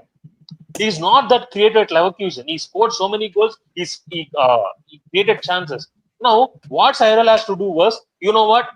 Create him as a monster where he can create chances and he can finish goals. Give me output. This season, I need output and goals and creativity. That is big task for Irola. Yes, you need a players, but I want to see you. I want to see use Irola and Isak and words you very, very usefully. Connect them, build around them, build team around them. That is where I'm seeing Irola. But you know what? Build this. I get what you're saying. I fully hear that in regards to it. Yo, Lex, what are you saying, man? You expecting Iriola to get the best out of Wirtz and Isak? And how do you think he goes about that as well? Nah. You know why? Oh, why? What do you think the problem is? Hold on. Let me tell you. I'm listening. Bro, may I watch the man them, yeah? Like Wirtz. Mr. the Wirtz say get the ball in some positions. I may say, yo, shoot the ball, man, now shoot the ball. Yo, sometimes the man them just not have no guts, Virgin. Like the man them play timid like them, like Isak. The man just get kicked down. Everybody kick him down. He has no response. Yeah, but get a red card, blood. Kick somebody, ankle something. How the fuck you gonna try entire game and a man not even have a yellow card or nothing, dog? Man not kick nobody. Them just get kicked round and box up and Isak just a fumble the bag because him all fans are boo him. He might get boo and all this dickhead that do a snap after shots. Like me see him get a shot. And man them say, how is he expected to score that? No, brother, you shouldn't shoot that. Put your hand in the defender face and take down the ball, brother. I just pay 125 million for your blood clot. Do something, blood. And stop playing like a girl. Bro, Wissa control the ball in an hour and a half. And dribble with 4 man and run right beside him. Go pass the ball to a next man. And then the next man just score. And nobody no kick down nobody, dog. Van Dijk just a chuck off and I watch the two of them and the man them just side footing at the neck 3 minutes after we score a penalty. I see Szoboszlai score a penalty and I do the talking emoji with him fingers. Hey brother, fuck off. All you are is a ball striker and a run up and down merchant, brother. Listen, you can't hold a flame to James Milner's fire, blood. Get out of here. Get out of here. Hey yo, a big a serious thing. You don't believe me? You disagree? Who disagree? I disagree. God, that's say your piece. Szoboszlai better than Milner for one, right? James Milner. Szoboszlai was good last season, bro. Yeah, what? Because him score a few free kicks. You know how much misplaced pass this brother play? You know this is the same Bruno effect, bro. Because man have some fucking highlights, dog. You feel like man GNA makes the world go around. You know how many times Mr. Szoboszlai we pass the ball around the corner to Salah and pass it straight to the defender, boom, counter attack. Who that sound like Bruno Fernandes? But this kid gets and then United fans say, oh, he's been carrying us to what?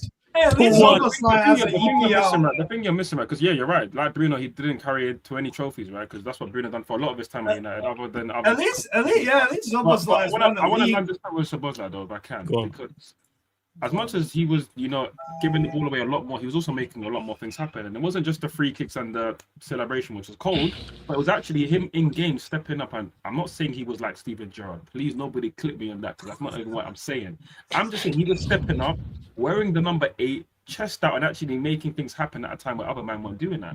I think he's going to do that again this season. So my thing to Lex is, he's actually playing like a head chef, which that's the problem. You do realize that that's the problem, because that's not his strength. So man, all right. So for instance, Szoboszlai have this this chip on his shoulder, yeah, Because you know when them under the talking emoji, fans like me, I talk to the talking emoji. Because man, them think him shit. It's not just me, no. It's not just me. Because we watch the bus line, we say, all right, okay, he's trying to make things happen, but this is the same brother who was imploring us to clap the fans and cheer for, to clap the players and cheer for the players. When we lost the game 4-0, dog, at Anfield, and this man was, the man was doing waves, bro, to the crowd. After man just get slapped at Anfield 4-0. And Bandem said, I said it, I don't remember in a dog. Because we've lost so many games at Anfield. At this point, you know, there's a point where, brother, all right, wonderful, we won the league, yeah? Yeah. But in that season when we won the league, would you say Sabasai was one of our better players? Oh no, he was dead. So that's where he belongs, not being one of our better players, because that's when we win the league.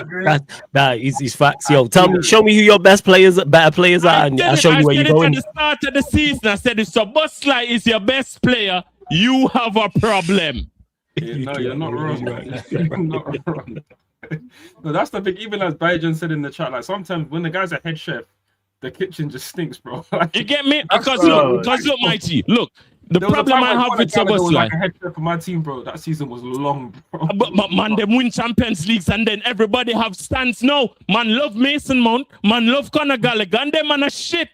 Just because Stu could finesse a Champions League out of them, man. Everybody think Havertz and them man good. None of them not good, Bridging. The man have to have a record-breaking defensive run in the Champions League to win it. The man can see the they should give their medals they should give their medals to Rudiger and Christensen. Bro, them man Kante behind, like acting like Kante and Thiago Silva were in the side. But you understand? Thiago Silva and Kante.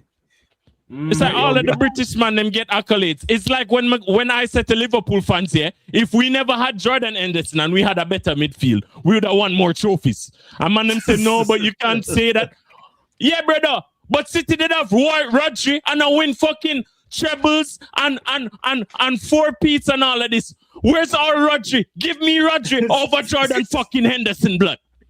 Hey, if you want Rodri, just go to Stuttgart, go get Chema Andres. Yeah, I understand you sentimental about what he did for us, man. I don't care, Bretchin. What he did for us, what about what he didn't do? When it was time for play a good pass and play it into the keeper hands, and then the keeper out to counter-attack and we concede.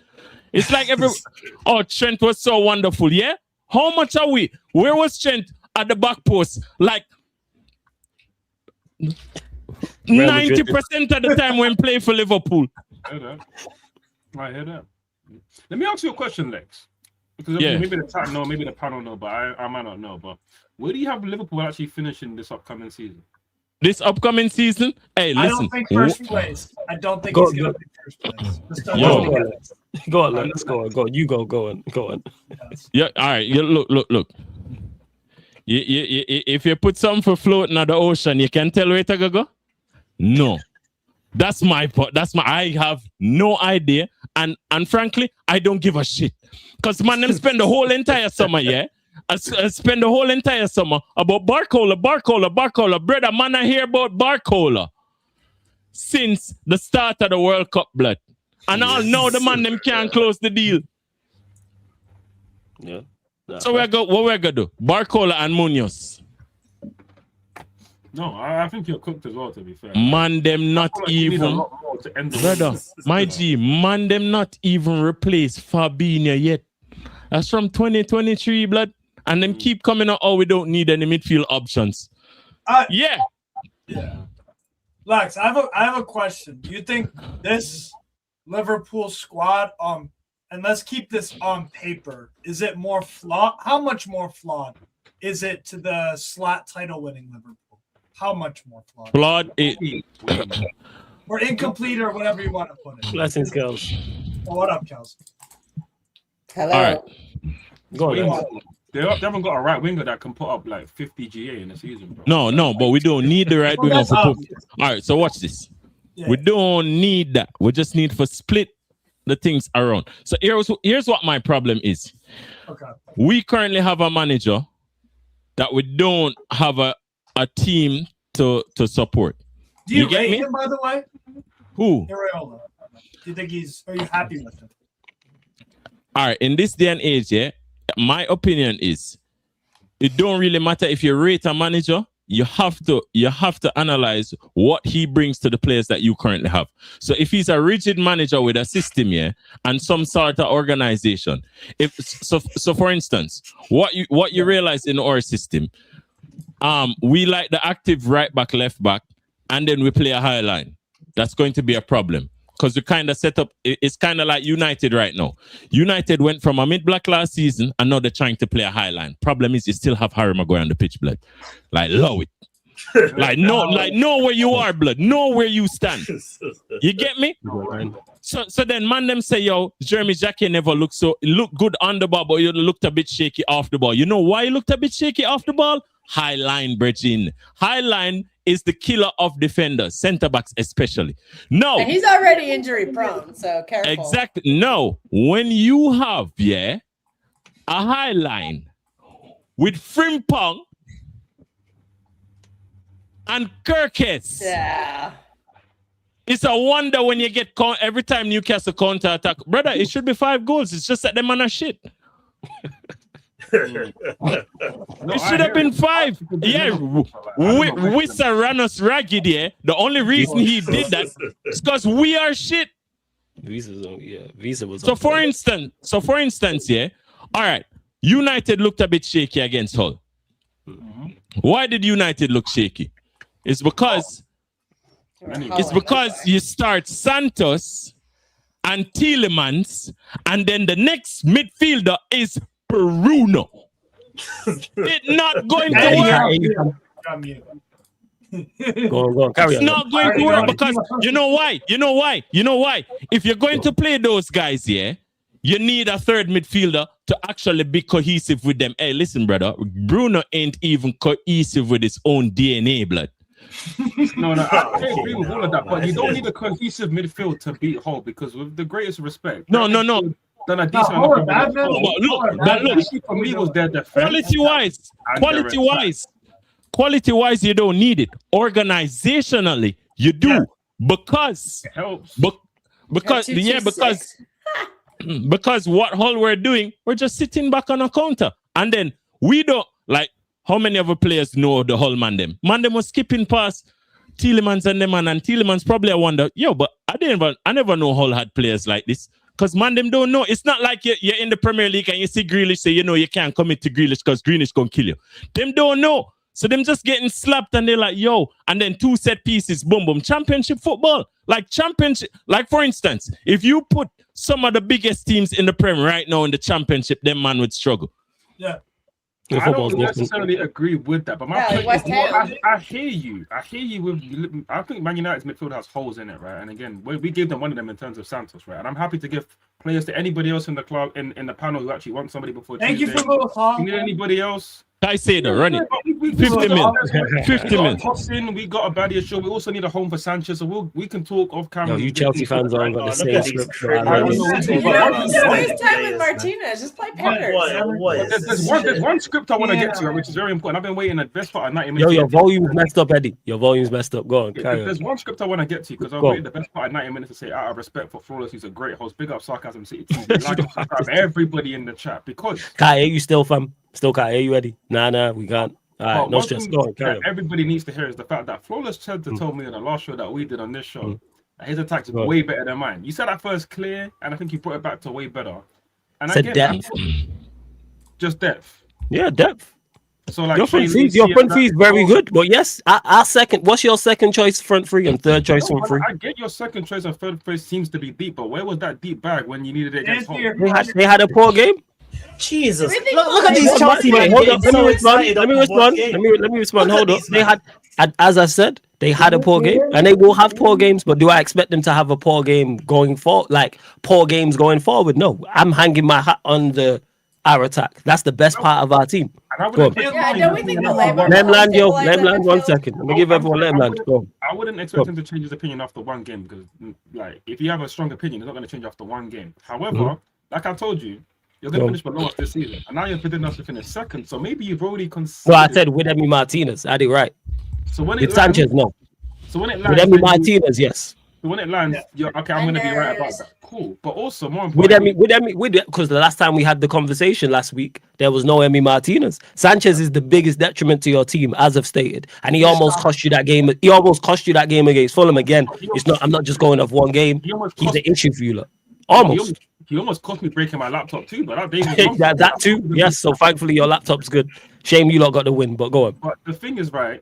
You still said that your attack is better than mine, and I still feel like, again, well, I'm gonna wait and see over the season. But I'm telling you right now, for a fact, JP Morgan is clearing your attack.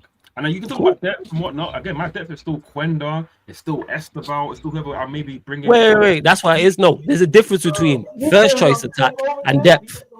That's it. No, we go that. Before we go, just 1 second. That's what I said in regards to that. Your front three, I rate Rodgers, rate João Pedro, Palmer will wait and see. Outside of that, Esteval, yes, I give him his credit. I think Esteval's good. That's it in regards to your front three that I rate. Welbeck, I'll throw in there. You know what? Shout out to Welbs. Welbs, my guy, so shout out Welbs. Overall, depth is great, but we have quality. Obviously, we haven't got as many games as you because you're in Europe and obviously we're not, right? So I get the depth, but like my thing is quality in terms of the league, which is why we're going to finish above you. But more than that, our attack's going to be actually proven to be better. We know our midfield's better. Our defense is also better, and we may end up with a better goalkeeper too, which is great. So my thing is, let's see how the season pans out. But I'm very confident where I'm at, and it seems like United fans, not you, but I think a lot of United fans are like, "Oh, might be another." Because we just lost the game. Let you lot lose tomorrow, and your fan base gonna do the same thing. Isn't it crazy? Hold up. Let you lot lose tomorrow or lose. Who's your next Prem game? We got Luton tomorrow. Who's after that? Yeah, I know you got Luton. Who's after that? We got top of the table against Brighton at home. Okay, then let's say this. Let's say you lot go there and lose to Brighton 3-1, and your attack looks awful. Your fan base is gonna crash out. You know this. Not you. You won't. You won't. You won't, ads, because I know you're smarter than that. But I'm saying your fan base will. I had my own fans tell me that our season's over after that opening game. The season's done. It's a wrap. It's over. Like what we talk, we know we live literally. We live in the microwave like society, like where it's instant reaction to everything. So like we know this. Let you lot lose against Brighton, you're gonna hear that. All right, we only played well because Fulham give you before you go. Fulham gave us space. I did the dare and all these things like that. But in regards to it, yes, like I stand on what I said in the attack. Is your attack there? Yes. Palmer's a big question mark. Also, yes. Esteval, we don't know about him in regards to overall delivering, but is he talented? Yeah. That's it. Welbeck will do his thing 110%. Caicedo's cold. Enzo Fernandez, there's a reason you lot are happy to ship him out. 100%. Your wing backs, I don't know about. Your wing backs, I don't know about, to be honest. Let him land back here. Go on. Listen, we got a great panel here, so I don't even want to say too much. I'm going to let the wing backs prove what I know about them. I'm going to let Esteban prove what I know about that kid because he's special. He's that guy. Bro. So you expecting special things from him then? In general, yeah. This season, I think it's going to take a little while to simmer because it's a new system, still second season in England, adapting to the weather, the climate, all kinds of things, right? So injuries. I'm not going to say too much because I don't actually like to talk too much. I just like to just have fun. Yeah, you do. Don't. Yeah, you do. Yeah, you do. This guy.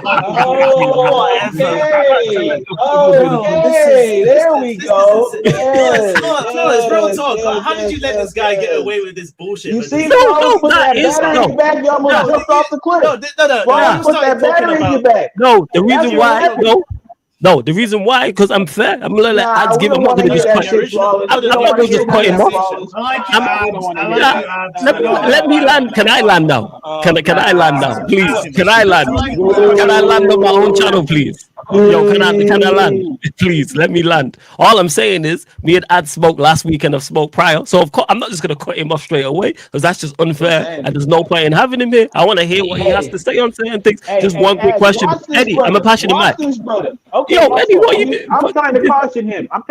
Caution him for what? You're right. My fault. But in regards to it, just one thing, because obviously I don't know about your wing backs like that. What's your thoughts on your wing backs? I genuinely don't know about Quenda and Palestra. So Palestra's I think Palestra's a very, very good guy, right? I think Palestra, obviously, people don't realize that he was actually defensive player in the year in Serie A last year. And like, while people maybe don't rate Serie A, that's actually quite a good achievement to get as a young player, right? A very good attacking wing back and also pretty good defensively, athletic, great at link up play. So imagine him linking up with Palmer. That's going to be cash money down that right hand side. Chavaria, very good ball carrier, diminutive, decent. I think it might take a bit longer to develop and adjust to the Premier League, but he's decent. And for me, as long as we keep this player, Pedro Neto for me is actually a made wing back. And I've been saying this for years because I've been crashing him on many a show talking about this guy should play wing back as a joke, but really like he should play as a wing back somewhere else. Victor Moses, he went unbeaten in the wing back system. And we got a manager who went unbeaten using the wing back system. I think he could actually fit very well there. So in terms of wing backs, I'm pretty happy with it. It's not the best ever, but it's not that far away from Alonso Moses, which also won a league title for my team. So we'll see. No, Chavez, Yeah, bro, we'll see. I see it. Like I said, I did Emi Martinez. I said what I said. You added him in. I think you're the closest to Arsenal, 100%.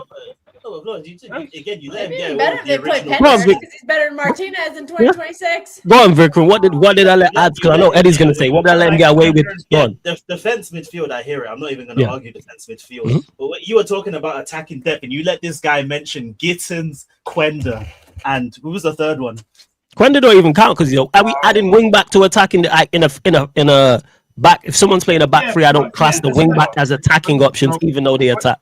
I'm talking the strikers and the tens. To me, that's to me though. Yeah, and you let him mention Gittins and Quenda in the debate. No, I don't think he mentioned Gittins. I think he mentioned Quenda, and I'm saying Quenda's not because he's a wing back. I don't class him as that, but Gittins. Quenda came on in the 10. He came on for Rodgers in the 10. Oh, is he a 10? I didn't know this, so he can play 10. Even worse. Okay, so we'll add Quenda in there then. So Quenda, Esteval, Welbeck. That's why you never get Quenda in because you never wanted to play wing back for Amarin. Yeah. Like whoever else, you spot on with that. So that's how I look at it in regards to it. But yeah, Vikram, go on. Give your thoughts. I know you got plenty to say about what I'd said. Go on. Big up Barrio as well. Bro, I just think he's got to give me better options than that, man. If he's gonna say that Quenda is gonna be the reason that depth is better than ours, I don't know, man. I mean, Sesko immediately, you got. Oh, is he not a wing back? I stand corrected. I thought he was a wing back. Bro, Sesko is better than all the options he mentioned. What is better than who? Better than João? All of the depth you mentioned, not the starters. I'm talking about the depth because that was the original question. I don't know how much better he is than Danny Welbeck in the Premier League. Danny Welbeck. Come on, brother. Hey, bro. Come on. Okay, chill. You gotta chill. Hey, Eddie, this is the guy you was trying to help. Now it's come on. This is no. You was trying to help. You was trying to help. What was I trying to do? No, brother, you a Chelsea fan. Drop the top. That's all I'm saying. Drop the top. I'm hearing you say Chelsea's challenging with a new goalkeeper. I'm hearing you talk about the attack looks good. The attack looks all right. You was playing phone. We give you no credit. Our starting attack is playing just phone. It's all right. It's all right. I'll give you João Pedro. Pedro. Okay, I'll give you João Pedro, and the jury's still out on Cole Palmer after last season. That's so, right. Yeah, don't give me patches before, and then he's also disappeared for half a season at a time. Thank you, Kel. I don't think you can rely on him yet. Don't talk to me about Morgan Rogers. Is that how you say the brother's name? Yeah, Morgan Rogers. Eddie, let them get gas, bro. What's gonna happen? Now I'm gonna tell you what's gonna happen. He's gonna score a banger. Do you know what this attack is? Do you know what this attack is? No. I'm gonna tell you about your attack. What's gonna happen is Rogers is gonna go on a purple patch where he's gonna score a bunch of goals in like short spurts, and then he's gonna go missing for 3 months, and then you're gonna realize that he's not the player that you thought he was, and then you're all gonna start crashing out on him like you were about Palmer for the last 18 months because these guys they're not as consistent as you think they are, but they are good players, which I'm not gonna disagree with. Like that's why when those were saying about the overall quality of the front three, I didn't disagree with that. There's factors that help their consistency, though. You know that. Best attack in the front. Whoa, that's a bold statement. On paper, let me just say on paper real quick. On paper, in my opinion. Yes. Top two for sure, and I think it's a clear top two. And plus, I need to see how your attack does when the team is not trying to play football, because Fulham were actually trying to play football. That's something that people just conveniently. That is true. The test will be when they face a low block. That's fair. And any criticism. That's fair. That's gonna happen more often. Go on, Barrio. Go on. Any criticism towards the front three, that like I will take it. I'll be the first one to criticize when they're not playing good, because I'm the one who's trying to say here that this front three has to deliver. Palmer has to deliver after a shocking 18 months. João Pedro has been performing since forever. As Eddie said, João Pedro has been the one person who no one can say anything about. Palmer has to show up, and Rodgers is still not a certainty. Yeah, and we all know that Morgan Rodgers let's forget about the stats and all that. Sometimes he cannot look super. Sometimes he cannot look as good as we all think. That is true. But we could exactly. But what I would say is that obviously I'm gonna give it a chance. As a Chelsea fan, I'm gonna give it a chance to see. Let's see if under better management, because we can all know that Morgan Rodgers was playing under a defensive manager before. So let's see if with a better attacking manager, Morgan Rodgers will have more leeway, will be better in his attacking position. But that's all ifs, buts, and maybes. Right now, we can only talk about what's happened. What's happened is that in the Fulham game, he was our worst attacker. He had a night game. He was but I'm not. I got gassed because we just stunk up Arsenal. That was it. Yeah, I knew we were getting a quality player, but I knew that it wasn't like we're winning the league. Yeah, we're doing everything. No, but there is definitely potential. It's not crazy to say, this has the potential to go there. I'm not gonna say it does get there, but it definitely has the potential. And Joao Pedro is the main catalyst of that. Yeah, no, the potential is absolute. Yeah. You do have a chance of winning the league. I'd agree. You have a lot. We do have a chance. We do have a chance. We're favorites, no, but we do have a chance. Defense, though, that's the only issue. Can I explore this one quick question, which maybe pass it on to Kelster as well, right? Because you now have a second, which means you have us above the City. So, just why do you feel we're actually going to finish above City then? Because I look at your team and I go with the goalkeeper and everything. The goalkeeper is the main issue. I've been saying this for the time for as long as me and you have been to all summer long. I've said this: goalkeeper is your main. But I think your goalkeeper patterns. Yeah, go on, Lex. You have the answer to that, blood. You have the answer to that. You don't need for ask Flawless that. Cause I'm a Maresca, blood. Yeah. This guy don't wait Maresca. Yo, Maresca rubbish. Go on. Yo, my headset plug. Hold on. May come back here. Because wait, let's make the point about the. Yeah, go on.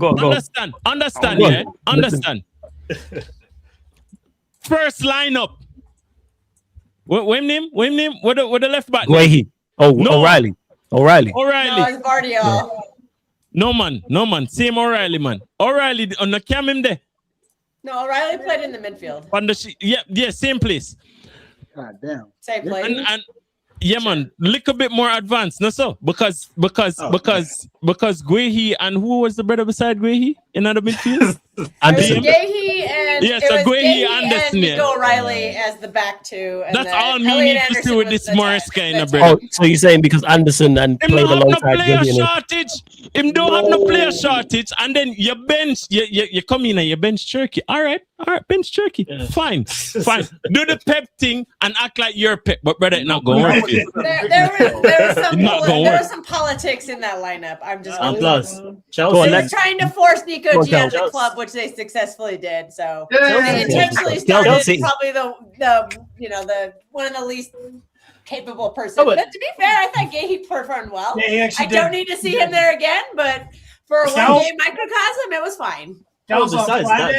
On Friday, Guehi is playing midfield. I'm a spoiler. No, but besides that, though, Chelsea's midfield. Chelsea's midfield is better than City's right now. He ain't gonna be scared of fucking Crystal Palace. That's it. To answer your question, Lex makes a point. You have the manager factor, midfield factor as well. Attack, obviously, they got the X factor in Haaland, but also Maresca. Is Maresca going to play Turkey? If he plays him regularly, that's a difference maker. He definitely will. You reckon he will? I can't say verbatim. But here the thing is with this, I've said this before. This is very I think second to fifth is very interchangeable. I don't remember these teams are all. There's so many question marks. It's close. That's what I would say. And big up Touchline in the chat as well. So that's where it's at. If someone has Chelsea second or City second or United, I hear all of them. I hear it all. But I still feel I've talked about Chelsea. What makes Chelsea a title contender if they get everything right, especially the goalkeeper, right? But I still feel like people are underplaying what City can do based on how they improved from obviously Semenyo coming in, Gahey coming in. Yes, they messed up towards the end of the season, but now they got a new manager. Ideas, right? And I get Lex doesn't rate the manager at all, right? No, I'm not just the manager. I'm not just the manager. Hold on. You say who? Let's flip it. Improvement. Let me ask Lex a question then. What else about City? One at a time, fellas. Wait, man, listen, yeah. Yeah, let me ask you the question again. So, like, what else about City is so dead that they can't win the league other than the manager? Hey, how about Mark Guehi passing the ball to the Everton striker for dash of the league last year? How about that? How about that? Man, I'm sick of this. Yo, bro. Donnarumma. This man sell out, and then Donnarumma still in goal. And ads, you're overrating the attack. Yeah, Donnarumma is still the keeper. If they don't feed Haaland, the other attackers ain't doing nothing. Alright, watch this now, Vikren. Watch this now, Vikren. You aren't doing nothing. These man get GA a lot, bro. Which Doku? One goal Doku scored last year, blood. And against my team. Semenyo's the GA guy. Doku's the Doku gets a lot of chances created. Semenyo gets a lot. Incoming Enzo Fernandez does score goals. I mean, I don't like that. Which one of them? Go on, Eddie. Go to this guy. Yo, I idiot. Yo, I don't even know why I said go on, Eddie. Man called him the Yin Yang Twins. Can't get a game. Listen, brother. This Maresca. Go on. Somebody should have told him that Halloween isn't until the 31st. So this idea of dressing up and acting like Pep, it's not gonna cut it. It's not gonna cut it. Man, tell you, I'm right. You know what's crazy? During the game, my mom messaged me and she was like, "Yeah, the manager looks like Pep." I thought it was Pep. I was like, "Yo, I idiot, yo." No word of a lie, yo. It's true. No word of a lie. And then, no. Hold on, no. Certain man can't really relate to. That's what I'm. But get the plugs. You gotta refresh. Go to Turkey, get the plugs. Exactly. Walk around with all them Here, what the problem? Your head for a couple weeks. That way we forget you even associated with that cone shit. But for right now, Elliot Anderson, brother. Oh my God. Yo, you have to see the signs. Listen. What did you do that was so bad? You know why you have to see the signs? Let me tell you what I mean. You can tell me what he does that's so bad. Who? Anderson. Why? What does he do that's so rubbish. shit? You're rubbish, man. Trust me. Player. That's the first. Yeah. I think they just don't rate him in regards to what he does. Give me what is he? Is he poor at passing? Is he poor at defending? Tell me. Tell me. Keep going. I think he's saying that. Yeah, you don't rate him. You don't rate him. What don't you rate?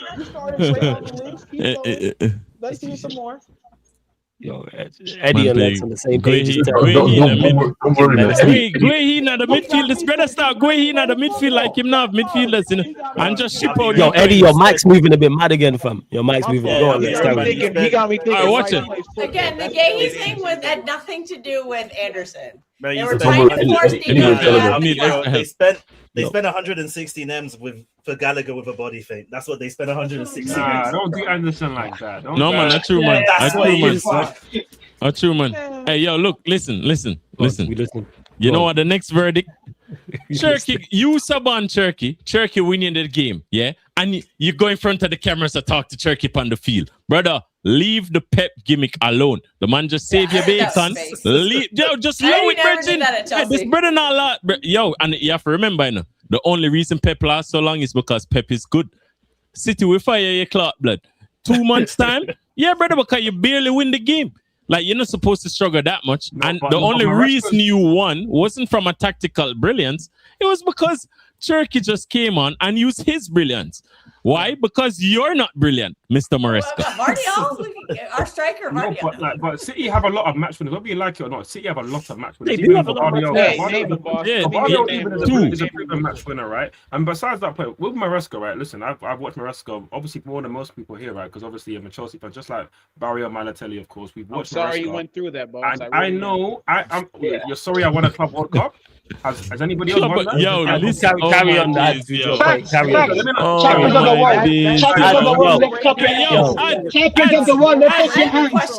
Champions of the world. I don't want to get sidetracked. Right? But like, man has the phone case, you know. Let's get right to the point, right? And you never use it as a prop. That's not a prop for the stream. No, that's my. You actually have that phone case. Yeah, of course I do, because nobody else can relate to having a phone case. You know that trophy was spray painted gold, right? That's not even real gold. Anyway, let me not get sidetracked, right? Let me not get sidetracked. The point You about should Maresca probably that get needs to be sidetracked, no lie. made, Maresca is a slow starter in most seasons that he's had in professional Slow. football, right? Slow We'll is see right. how he develops, but the thing is, he's not slow starting with the lap, Badia Show, Tosin, Bob Sanchez. No, he's got treble winners. He's got Champions League winners in that squad, right? And obviously, what people are underplaying with City is you got Erling Haaland, who's guaranteeing you 30 league goals. Ads, listen. The rest of the attack. And Shirky too. Ads, listen. Mention the attackers all you want, yeah? This brother couldn't get a tune out of Cole Palmer. Potch got a tune out of Cole Palmer. As a matter of fact, and Maresca never finished much higher than Potch either.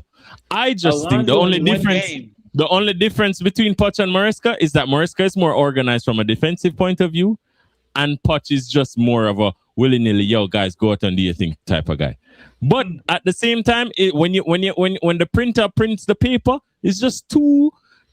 What them call it? Two cheeks of the same ass or some shit. Yeah, that's the one. Yeah, just the same. Absolutely. Just the same. Them not much different. It's just one has a little. You know the main thing Maresca have going for him is that he looks like Pep. Big man thing. You know that. I think you're right. The lookalike's crazy, but the main thing he's got going for him is that he's leveled up. Because I'll be real, Chelsea are great, and obviously we're better now. But he's leveled up to a better attack, better individuals, guys who can win more goals. And I think Cherky's going to be playing more, which is a big X factor because he didn't play enough last season, and we saw that he was even low key in like a player of the year. Level up. Yeah. So if you do sign Martinez, where do you have Chelsea finishing? Cool. I still have it second or third because I've been saying this whole time I think City are going to win the league, and I've been saying that. So you got City, Arsenal, Chelsea. You got City, Arsenal, Chelsea. If we get Martinez, that's a proper three-way title race, and then we'll see what happens. It could be So like ads. We watch Maresca play Gusto at Cam, brother. Just stop this man. The man not winning nothing, blood. Man, you forget though, ads. You forgetting. You're forgetting. No, it's not lack of options. This brother is sick in the head, blood. Something's wrong with him. Can we hear his top? One second, yo, hold on. Go on, Eddie. We'll go to you first, and then we'll go back to you, Kels. Go on, Eddie. Go on. Gustav Cam is Ten Hag-esque, blood. Can we? So, like, before I start, can I hear his top four real quick? Yeah, of course. Hear the top four. Add what's your current top four as everyone adding Martinez to you lot and everyone else is currently constructed. I'm between Chelsea finishing second and third, but I'm still going to stick with City winning the league. Arsenal hopefully where they belong, which is second, or below Chelsea, which is great. And fourth, I have Liverpool. No man, we're not finished fourth. Man, tell you that from now. Is that Arsenal placement purely based on the rivalry, or is it just you don't think? Oh no! It's well documented what I think about Arsenal. I think they are the champions. They have championship respect, and they're going to be tough to beat for the first 3-4 months of the season. But when the pressure gets on, when they're going deep into all these competitions, I don't think they've done enough to add to their attack to actually deal with breaking down low blocks and the reliance on set pieces. I don't know if it's going to work again. I don't know if it's going to work again with the new rules as well. So I have a lot of reasons to believe Arsenal won't win it. And some of it's copium, but some of it is like actually believe that they're not going to go back to back because everybody on the top row, well, sorry, not everybody, but most of us on the top row can relate to actually going back to back and winning league titles. And it's not easy to do. Well, I'm a Bayern Munich fan, so I know about that. I mean, well, Steve, and then you can relate. Newcastle. So everybody but Lex on the top row can relate to obviously going back to back. Hey, brother, we never go back to back before all of us were born. Now, relax, man. Yeah. We're not worried about that. Lex. You know about the old days. So basically, yeah, go on, Eddie. You go on, Eddie. Real quick. Go on. Because I have an issue with Steve. I've been meaning to address Steve. Oh, you always have an issue with me. What's up, bro? I mean, it's quite possibly your fault. It's quite and then you blame me. No, you're definitely you have a part to play. Never forget that. How do I have a part to play if Steve's giving his opinion? How is it my fault? Steve, you actually have Liverpool winning the league? Yeah, I do. Right, first, the thing is, people, to everyone here, everyone watching, anyone watching this back, obviously when the window closes, I'm going to do top 8 predictions. So everyone here, I'll get top 8 predictions from. I run fan calling shows. You lot in the chat can join, all that stuff as well. I'm getting top 8s from everyone. And then obviously at the end of the season, we come back and revisit. Areola. Eddie, do the bad cop again. Do the bad cop again. Like Luke. He said, "Is it? See, don't do the Lewin Town thing, please. I beg." Is Right? it simply Iriola why you have them winning the league?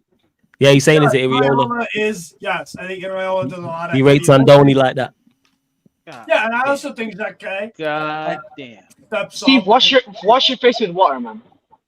What's wrong with you? I do that every morning. Thank you, Mario. Flawless, you want to get mad at me for picking United? I ain't mad at you for picking United. You pick Chelsea, Liverpool, Spurs, Bolton, Millwall, you name it before you pick United winning this league. Hey, Bolton got a squad, man. Don't do that. And Spurs got a team, man. Spurs sleeper. You heard it here first, man. You know what I'm saying? Come on, man. You know what? Spurs sleeper, man. Sleeper title charge. Deserve it all. We lost last week. Make it look Look at it this way. How you look at this way?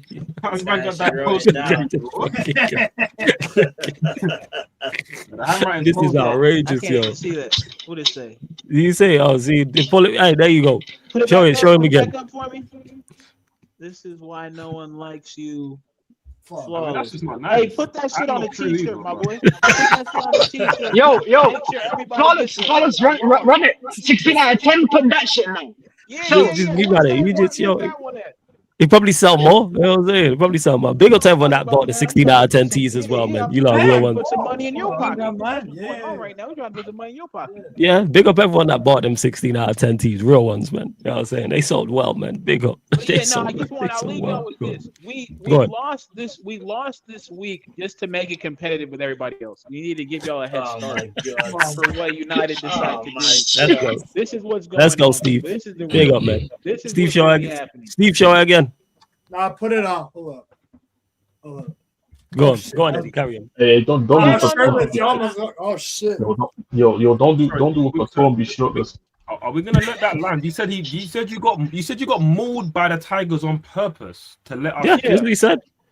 Ads. This is Eddie, and Eddie adds. Eddie's been a part of the. He's head honcho of the Carrot Cartel. He's been saying this. Big up him. Big up Sheep. Big up Dan Silly, man. He's got United winning the league, man. He's done said United the top 2 and not 2. It makes more sense. I don't need to say anything. That's calm. I'll just be back in May. That's calm. You know what I'm saying? I'll say you a spot. You know what? Matter of fact, hopefully I'll get my ticket to the UK for the parade, man. And Mate, I'll be back in October when we beat you on Halloween, and then I'll remind you that you're like 8th in the table and we're like top 2. Where? Hey, are you beating us at the bridge? Are you beating us at the bridge? Oh, Barrio, when's the game? The October the 12th one. Where is it? That's at the bridge. October. Oh, is that your place? Yeah, we're going to win there again like we did last year. He couldn't speak on OT. He knows better than that. Yeah, that word, bro. He couldn't speak on it, bro. Yeah, we'll go to the bridge. OT's 2027. We'll get to that in 2020. Stupid ass. We'll bring the water filter for that dirty water that's contaminating that bridge. That's what we're gonna do. We're gonna bring a water filter. Easy. You don't really win up the bridge unless there's crazy circumstances going on. So I don't really care. There's no crazy circumstances this time. We're just better. What do you mean? The lap played 90 minutes last time. That's crazy circumstances, bro. We had a construction worker on the pitch for 90 minutes. That doesn't happen anywhere else in any other industry. You say we did have a right back stand at centre back to add to that, and a teenager the other one. But I hear it. We had the chance. We had Dallo. We had Dallo. I haven't lost to Chelsea. Cut the lineup. My lineup was I haven't lost to Chelsea. We can go band for band about bad players, man. That's it. We got in abundance, man. He could do that. We had Sanchez, bro. Yeah, don't do that, yo. We had Shaw, you had Cucurella. Yo, what we do? Another Argentinian ain't gonna help you, boss. It doesn't matter who you bring in that goalkeeper position. See, look, Neffy's in the chat. Hashtag 21 start Sunday. Tell him, Eddie. Eddie been on this. You feel me? Who's 21? I rate it. Who's 21? Manchester United championship title. That's what it's gonna be. That's what you're saying. Trophy, league title, 21. That's what you're saying. You've been here, Barrio. You've spoken to Eddie. You've been in the chat. You know about the Carrot Cartel. Yo, Eddie, you're my guy, but come on, just stop it. Yeah, the Carrot Cartel. Yeah, but it is what it is. This is big boy status. This is what we do. I don't know what you might have to because that's not the cartel I kind of rate, bro. That's not. Yeah. No. The question might be too late. It might be. But the question is, no, Flaws. Are you on the cartel? No, you know I'm not a part of the cartel. You know this. Asking me questions, you know what I'm answering. This is why I crash on you at any given opportunity because of shit like this. I check in for a wire every time we talk. I check in for a wire every time we talk. Every time. Can't trust him far enough, yeah, but you know, that's the dog. But I check in for a wire every time, man. The thing is, I've been helping you recruit members to that. Dan A1 Sab was in the chat. Hey, if your carry cartel, put CCs in the chat. I'm telling you, man. It's been a thing. What you mean? Hey, Jez. This is what how they get the Rico going. This is how they get the Rico going. They start getting more and more members to make the conspiracy. Blessings, Jez. That when the feds come. Everyone say bye to Jazz. Oh, shout out. Blessings, Jez. Big up, family. Big up. Blessings. Yeah, man. But you know this, man. Like I said, we spotted y'all 3 points. Make it worth something for me, man. Because I know my team. What we about to do. Eric, before we continue, because we are going to close out shortly, run up the likes, people. Over 80 of you lot in the building. I even done a like check the whole stream, actually, but pay your taxes. We're at 70 people. Yeah, I was up to 80 likes. Hit the subscribe button as well. We're up to 18,000 subscribers. We're free short at 17,280. Hit the subscribe button. Hit the notification bell. Make sure you subscribe to Kings of the Bridge. Make sure you subscribe to Strasbourg Steve and Lex Summit, which is Lex's channel as well. Links are in the title and or the underneath in the description as well, people. Kels, over to you. You wanted to ask something before we get out here. Floor's yours. I think the moment passed, but you guys were making the point about Maresca and saying like, oh, well, he got bailed out on Sunday by individual brilliance, but when is he supposed to establish a system when we've sold half of the squad and he's been there like 2 games? I just don't understand why he gets zero grace with. We literally sold an entire first starting 11, like literally. You know what? When your owners, half of our team is gone. When your owners fire him, ask them why them not give him the grace. It's Manchester City, man, and he came in after Pep. That's the thing. I'll hear this argument in like game week 10. I'm not going to hear it in game week 1. Am I gonna get the most treatment? Well, listen, we predict the future. We're prophets over here in Moses settings. You understand? No, but big man think flawless. So much time man say things and it just happens. Miraculously. Right. Big man think. You're not lying. You can go watch the Yardman show. There's countless things that have been said on there from you and Kaneki, and it's like, right. We can't paint it out like they were lucky to win or they got bailed out. No, they were better than Bournemouth, and they also had a lot of XG and chances missed. Haaland missed the sitter. Gahey missed the sitter. So like, Haaland missed 2 sitters. Haaland missed 2 sitters. There's one in the first and one in the second half. Wide open. Steve, and that's why this is the time to take points off for City. So if City end up with like, I don't know, 12 points out of 15 to start the season, that's a bad look for everybody else because this is the time to take points off for them. Because when they get into their groove, Haaland gets flown with hella goals, Semenyo the same, creating hella chances, Cherky being Cherky, right? The league's in trouble. Them getting into them groove is Pep language, Virgin. Them getting into the. But according to your team's finishing like 5th, bro. So you can't really chat to City. 5th? Like lucky if we finish 5th. Listen, I mean, so how can you chat to City or even me if you're gonna finish below Tottenham and that? And what you talking about? No, man, I'm here on behalf of Lex, not Liverpool. You know what I mean? I give my own opinions here, not Liverpool's opinions. You understand? I give that to anybody. That's fair. I'm just saying, Maresca's away record is kind of wank. Like it's kind of shit. No, you don't have a good away record. Nah, he had brother. a good first 6 months at Chelsea when we were better away from home than at home. And then from then we just went to shit. From December to May or some shit like that, or April, we had one away win. One away win from December to April. Let me put it into perspective. Hold on, Alex. I'll let you go. The Tottenham 4-3 game, yeah, when we won 4-3 in Monta, yeah, until the Fulham game where Pedro Neto scored. That was the difference until away wins. Damn. And then you can look at 25-26. That shit. Carabaj. But you think Maresca now has more talent than he did at Chelsea? Of course. Or quality. Yeah. Yes, but that's the what I'm talking about. No. Yes, he does. But what I'm trying to say is away records. I've been talking about my Chelsea's away record. Flawless can talk to you about that. I should have a fucking list about it. No, it's within the realm of possibility that more quality the away record will improve. No, but that's possible. But I've also said that records are a consequence of shit mentality. Maresca, yo, get this mentality running, because if not, you're gonna have a shit away record. The moment you go to a first run of games that are shit, and in away games, I don't think he's gonna get his team back up, because I didn't see that with Chelsea. Or is that also on the players? What if the players? It's not all on the manager. It's not all on the manager, but the manager is one of the main culprits of a shit mentality. So like the captain, the manager, Ruben Diaz is getting a shit mentality. So I'll bring up. But never get rid of Diaz. These guys have played. You still have Diaz? Yeah, Diaz is there still. I'm gonna bring up three poor away results for Chelsea in 3 different ways. Okay, so I'll bring up the Man United loss to Amorim and Bayindir in goal. That was bad. Yeah, what loss was this? Oh, you mean from the rest? You beat them. I thought you was talking about City. My bad. In the first 5 minutes. No. I'm talking about when Man United. Yeah, man. Chelsea losing that OT. The rain falls and hits the ground. Like we know this. Okay, so you don't even put that on Maresca. Sky's blue.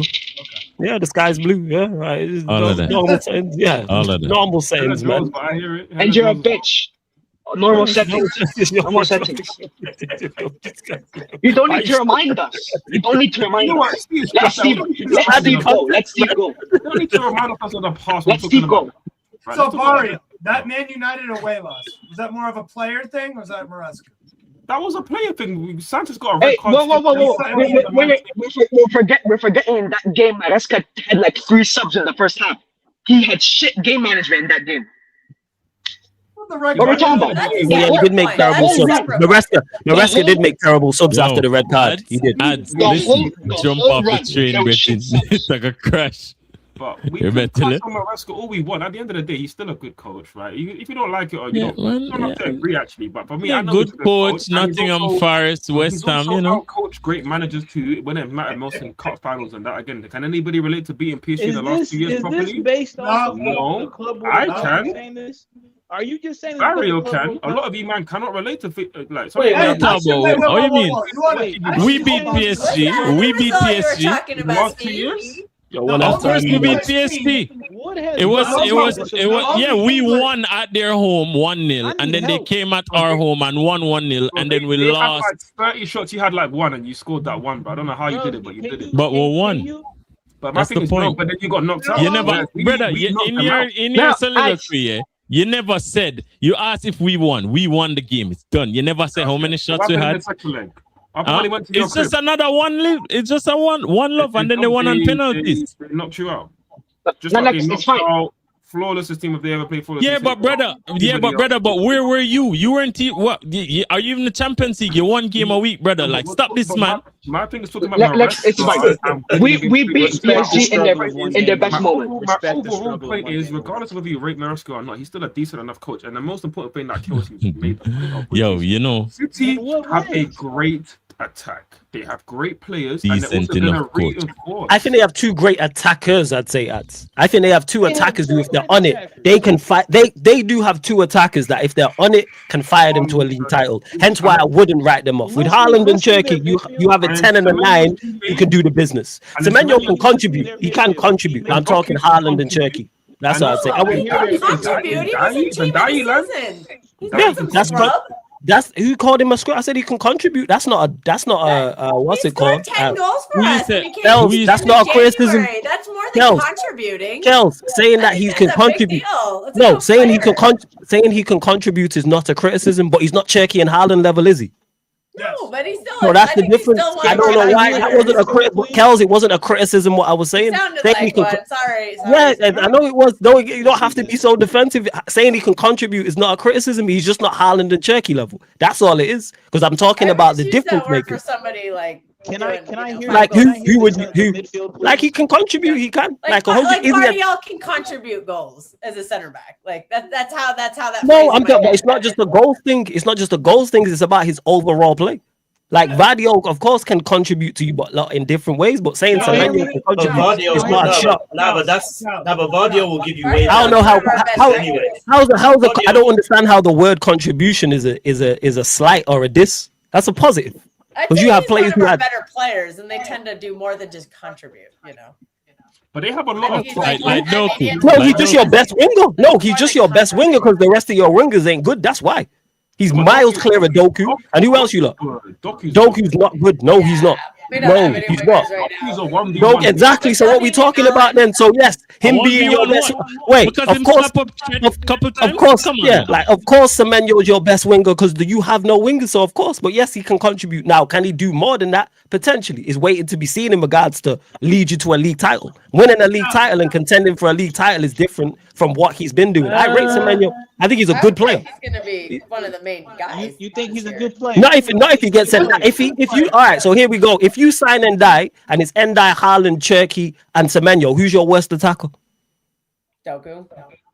No, I say it again. If you sign Ndai and your starting four is Ndai, Semenyo, Cherky, and Haaland, who's your worst attacker? Oh, it works. Okay then. So that's the difference. Because he just doesn't. No, I say it again.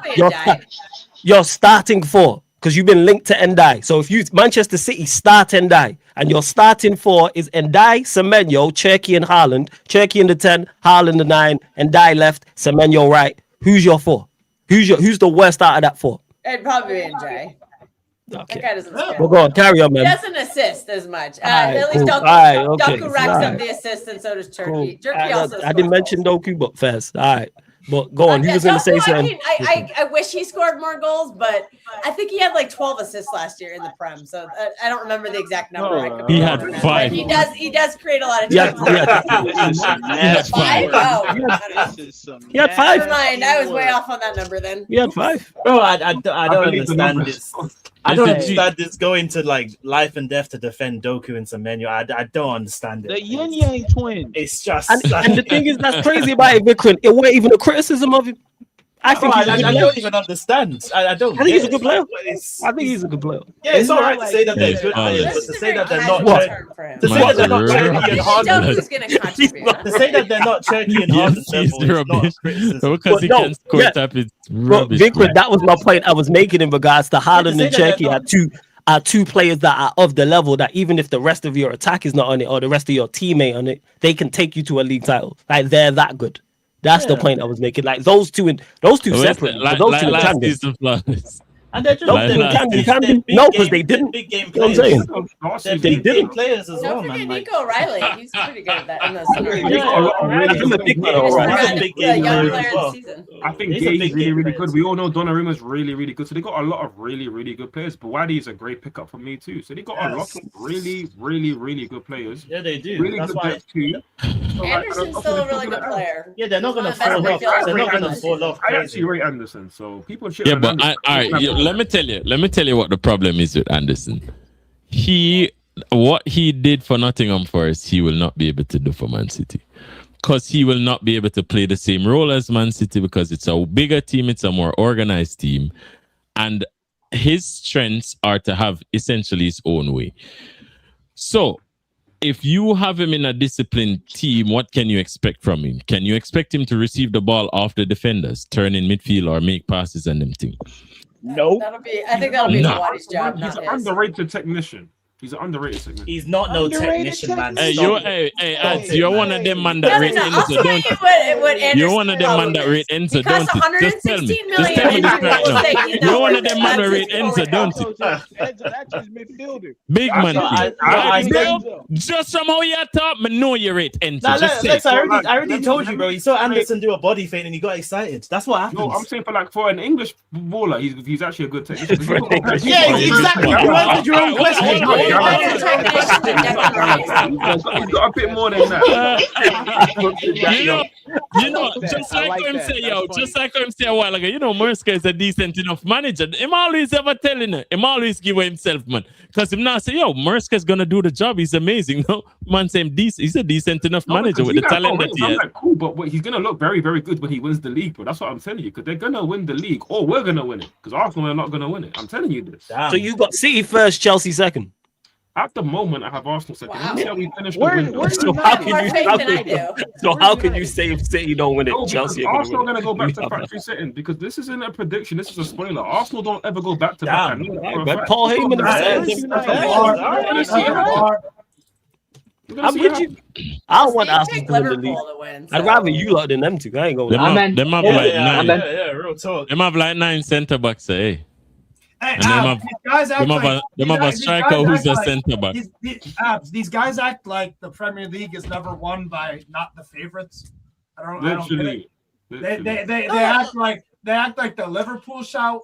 But it is rare though. Like outside of that Liverpool one with Slot. Okay, so Steve, let's go through this then. Outside of that Liverpool one with Slot, when's the last time like it was a shock Premier League winner? Obviously, Leicester. Leicester, when Chelsea won it with Conte, that was okay. So wait. So let's do this. When did Leicester win the league? 2015. Okay, what year are we currently in now? Yeah, and what year are we currently in now? Wait, say again? 2020. When? Sorry, go on. The year after Leicester won, Chelsea won it, that was also a bit of a shock because nobody expected. Yeah, that was. So we saying 2015, 2016. So in the last 10 years, we've had what? 3? So in terms of 3 shocks in 10 years, you're saying? No, I'm asking the question. Like it don't happen often. If we're gonna work our way back, obviously Arsenal winning it. Was it a shock? People were expecting maybe Liverpool were favourites, right? And then obviously they bottled it. So Arsenal. Yeah. Then the year before that, Liverpool was a shock because they were meant to win it with Slot. Then before that, obviously the Liverpool City era we've seen was all expected. So I hear it. It is rare, but I think to Steve's point, you don't see it. To Steve's point, which is my thing, really is you don't win the league in August, September, October, or December. You win it. You don't win it on about March time onwards. That's when you really win the league, right?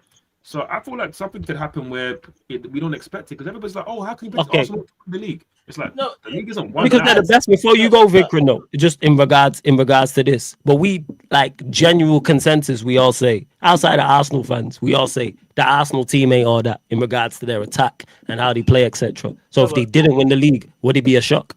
It'd be they should win the because we don't rate them. So if they fall short, we'll go. You're literally predicting them ads to not have a good season. So I wouldn't be shocked. I'm just saying that on paper, they should win the league because they should.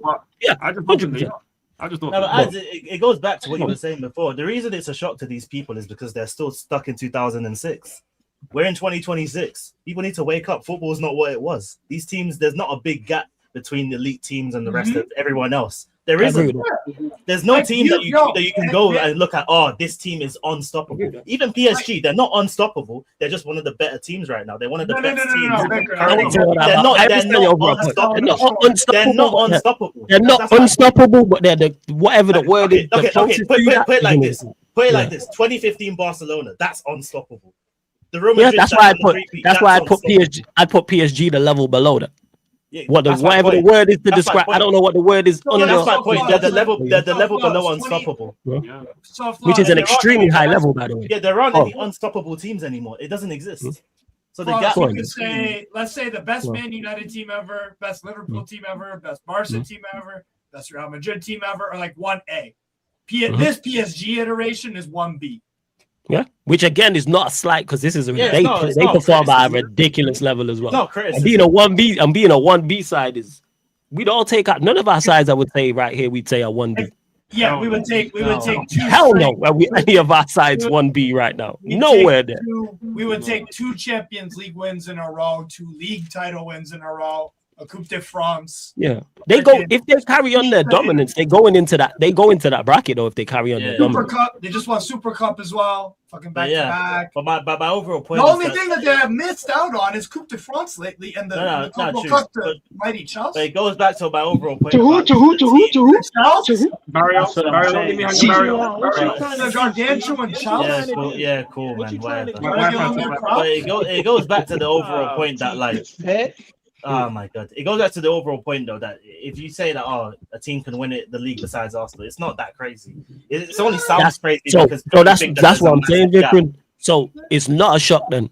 If we're saying it and it doesn't sound like if you would have said Liverpool last year, we all looked at general consensus and said someone else winning the league is crazy. The year that Liverpool won under Slot, you would have said someone else winning the league is crazy. During that City Liverpool era, Pep Klopp. It was those two. If somebody else outside of those two had won the league, we would look at it like it was crazy. It don't happen often, but because the level isn't high and everyone is much of a muchness, it's because I've said this. I think second to fifth is so interchangeable. Hence why I'm not really arguing anybody down about the league positions like that in regards to strong Vim because I think it's close, and I still expect all the teams we've mentioned to make moves.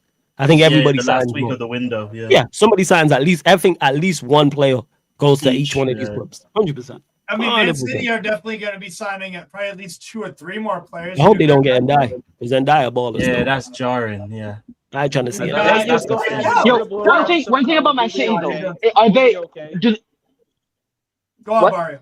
Go on. One thing about City though, I want to ask, because Maresca, whenever we didn't have Caicedo, was a bit shaky. I want to know, because I don't know if I'm wrong, who is better, or who is to the level of Caicedo, or can actually give a good defensive impact in that midfield. I think he'll love. I think he'll love Buwadi. I think that will be his guy. I think Buwadi and Anderson together will he be like much defensively more solid good? defensively. It won't- We had like one goal winner last year. Buwadi Now would be they're his both guy. goals, so that will help a lot when they play together. Yeah, I agree with My biggest fear is them not playing together because only person who can help. we have a very we know it's coming through the door, and that's going to displace a lot of better players. Kels, do you think? Wait, before you go, Kels, do you think Enzo Fernandez deal happens? You think you lot still sign him? Yeah, that's going to happen. Unfortunately. Okay. So then, let's say you sign Buwadi, you sign Enzo, Anderson's there. What midfield 3 do you think? What 2 out of the 3? Who do you think Maresca goes with? You can't go Enzo and Anderson. I think Enzo Fernandez will play no matter what, no matter how shit he is, because that's his guy. That's his Bernardo Silva. Yeah, that's He's his gonna guy. play every fucking game. And if you're begging the board to spend a British transfer record, you're not the rotation piece. Elliot Anderson's 100 million, 16, whatever. He's not a rotation piece. You gonna play? I think the He two in should trouble be. are Turkey and Buwadi both. I think there'll be certain matchups where you'll need Turkey. Like if you're playing a low block, you're gonna need Turkey. But if you're playing, more wide open game, you're going to need Buwadi in there to cover ground because I don't think you can play Turkey and Enzo together because of how poor both of them are off ball. Yeah. And the only way I can see that working is if you play a box midfield, which I don't think we have the surrounding pieces for. If you played a box midfield of Buwadi and Anderson, that's solid defensively enough to counteract Enzo and Turkey not being good off ball.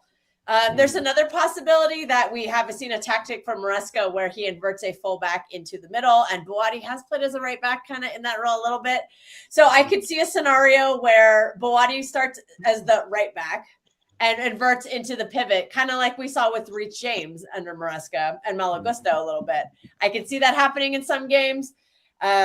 What worries me is that you're always going to be benching somebody who deserves to be playing. Like we have this impeccable record when Mateus Nunes plays, but if you need to shove Buwadi into right back to do that role because Enzo's in there, then Nunes has to go on the bench and you're losing that great record you have. I'm a little nervous about Nico O'Reilly because Nico O'Reilly's been fantastic, but that role that he's been playing, he hasn't really been playing it in these 2 games so far. He's been in the midfield.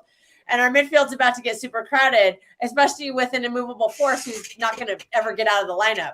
So that's why I don't like the signing. I don't think he's a better creator than Turkey. And if he plays all the games and it gets pushed up into that 10 role where he's the least useless, then you're sacrificing creativity from Turkey, who's a way better creator. I don't think he's the same engine as Anderson, especially not off ball. I think Anderson got brought in to be the engine to run and to cover ground. Like in the end to connect the play from the 6 to the 8 or the 6 to the 10. Sorry. I don't think Enzo does that quite as well. Cover ground. Hey, Kels, do you think there's a possibility he plays all 3 of Buwadi, Anderson, and Enzo? Yeah, that's my biggest fear is that's going to be his main lineup. I think that's I'm hearing a lot of mixed things. People don't seem to think Buwadi's going to play a lot, but I'm like, bro, then why you also spent 100 million on him? You spent 100 million on 3 different midfielders. They're going to all have to play a lot of minutes. I don't think they want to play the cup games. I think they want to play big games, and I think he's created a nightmare scenario for himself with this Enzo thing. It better work out because otherwise we've wasted a lot of money. Somebody just commented on me. This is the Eric Ten Hag moment. With Anthony, with Enzo and Maresca. Well, Enzo's not that bad. He's not that bad. And listen, I'm not Enzo's biggest fan. I can't get that out of my head. I'm like, oh, remember he died on the sword of Anthony, and Anthony was absolute trash, and I'm just like, oh my god, please don't be the same. I was like, now that I've seen it, so we don't want to bring up PTSD for these United fans. They just got rid of They're just happy. They're just getting over the Onana thing, right? So we don't want to bring up PTSD with them. My thing with Enzo, right? Is I don't really like Enzo. I don't rate Enzo that highly, right? Relax. But I just don't want to let him go this close to the end of the window. But my thing is, I don't think he's like a total scrub. I just don't think he fits what I think the board was planning. Like, I think Anderson, Boadi, and Turkey is a very balanced midfield. It's got hardworking, it's got defensive prowess, and it has elite creativity. And when you put him in there, you're taking one of those aspects away and not really, not really improving the one that you're taking away. And so I just don't get it. I fully agree, and I think Anderson Rodri makes sense. It makes sense, but obviously you talk about what City were planning. Good. But City weren't planning to lose Rodri, so now they're trying to shuffle and get something right. And obviously, I don't think Enzo fully thinks they're trying to bring something. Yeah. Well, you're a bit low, Eddie. There's horses for different courses. City are also in 4 competitions. They're going to go deep in Europe, I'd imagine. So you need depth. So we're talking about how do you fit Enzo, Boadi, Anderson? Like you just fit them by having them ready for all competition. I think it'll be Boadi and Turkey who end up getting the shot. I would hear it if it was mostly Boadi because he's the youngest. One last point. There'll be certain games where you need a midfield free, and then maybe you put Turkey on the right wing. He comes inside, and then you have Mateus Nunes offering the width on the overlap. So like, there's a thing where like there's gonna be different tactics. I know Maresca. I think you guys all know that he likes to shuffle and change lineups. He doesn't have a settled lineup because he likes to change things game to game. And then when you do that, you can't play Nico O'Reilly because you're gonna keep. He's really pushing this back 3 right now. And so, like, it'll be Vardiel, Diaz, and whoever, or Gahey. And I think it'll be Gahey, I don't know how I feel about Husanov in that right center back role right now. But if Nunes is pushing forward, it'll be a back 3, and then you lose Nico O'Reilly. So, true. He was our best player last season. So I'm constantly pushing somebody out of the lineup who makes my team better for somebody who doesn't make my team better, and that's what's really frustrating me about this so far. Go on, Vikram. Last point on it, and we'll go Teddy, and then we'll close out. Go on, Vikram. I think the depth thing is nonsense. If you're spending that kind of money on those 3, they're all starting every single game. That depth thing is complete nonsense. He's gonna force that midfield free if that's who they get. If that's who they spend the money on, like if it's 140 on Enzo, 100 on Boadi, 100 on Anton, they're all playing. They're playing every single game. It's not the same time. He has to make it work. Then Turkey's gonna get pissed off because he's not playing, and he's gonna because he won't be playing. Good. It's not his fault. It's the price tag thing. It's like a good thing. Like there's gonna be pressure from the higher ups, whether you like it or not, for them all 3 of them to play. Like they're gonna play. You can't spend that kind of money on players and then just have them on the bench. I still think the one who will get the shafted probably the most is Boadi. This fucking guy. Yeah, go on, Eddie. What are you gonna say? I seem to think Anderson's a 6, and I'm just like, I'm questioning the scouting on that one. I don't think he's a 6. Go on, Eddie. Anderson went to the school of Declan Rice and N'Golo Kante. No, he didn't. Steve, was he a 6 coming up through Newcastle? No, he's just talking about running. Yo, Eddie, you sound far away. You know, Eddie. You sound far away from him.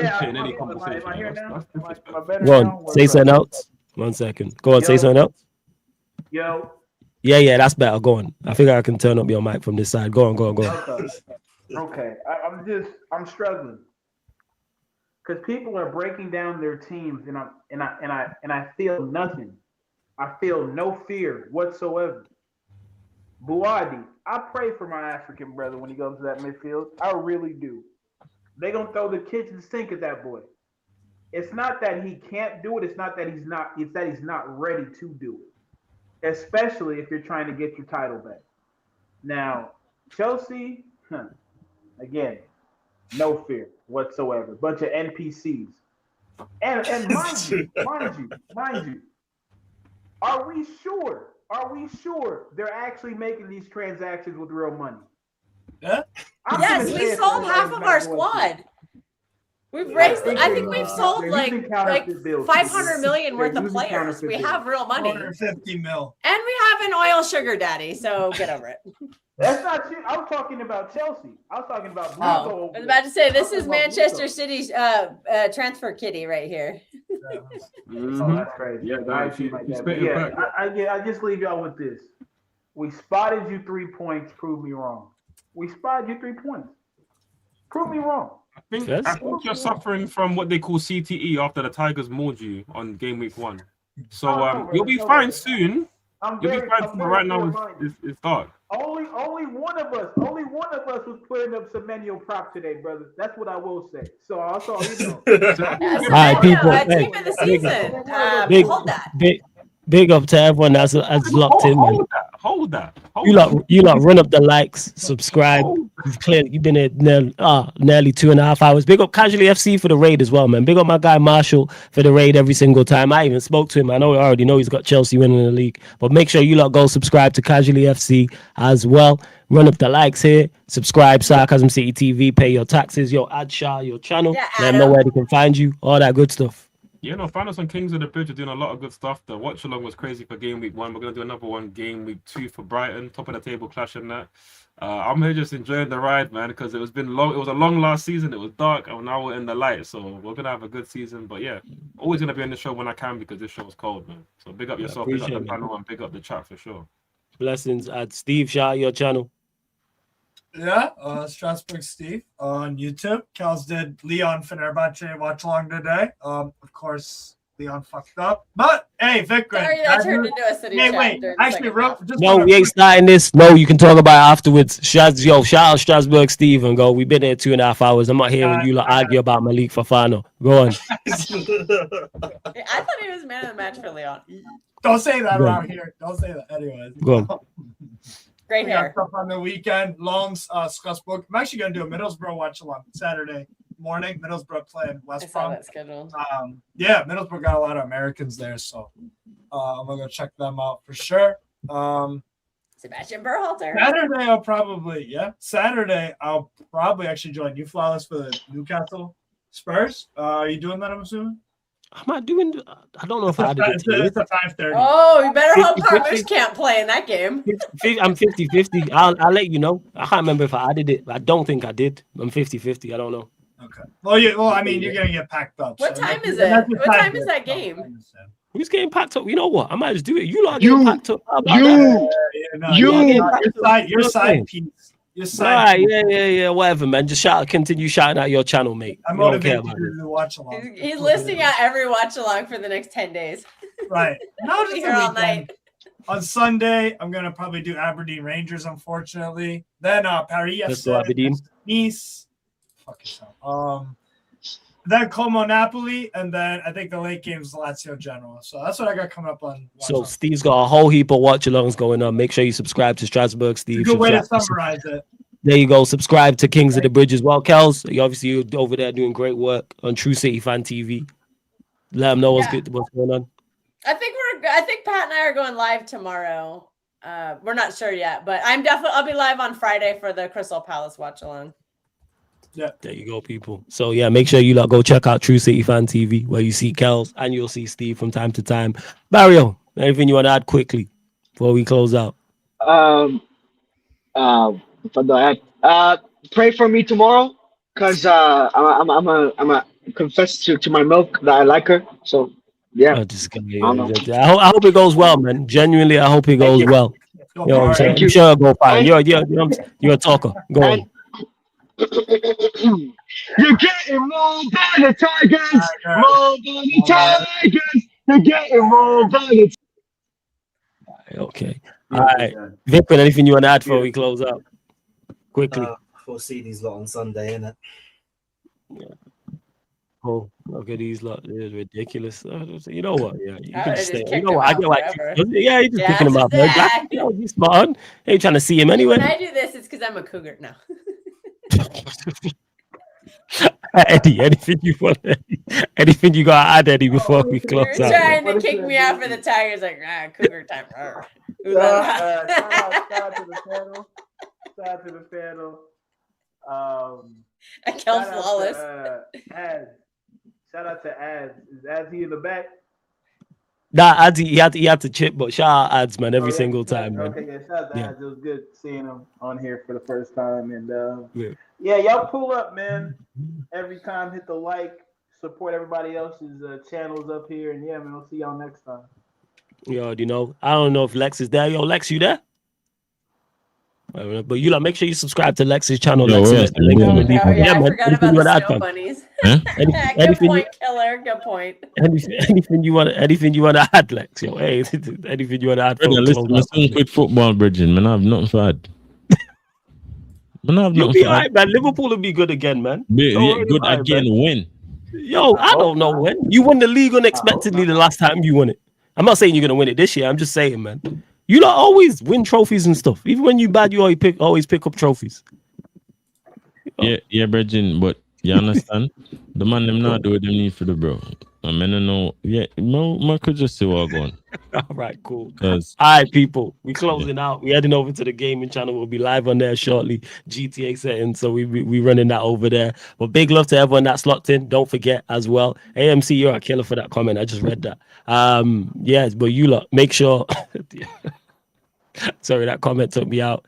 Don't forget this show, all the other shows on the channel are available on all audio platforms as well. Spotify, iTunes, SoundCloud. Steve, stop fucking laughing in the back. Yes, we are on Spotify. Follow, 5-star us, all that good stuff as well. And see you lot on the gaming channel. Mario ain't fucking funny. See you lot in 5 minutes. We back live tomorrow. This has been another edition of the Sarcasm City Sports Q&A live on the Sarcasm City TV YouTube. Thank you very much for tuning in.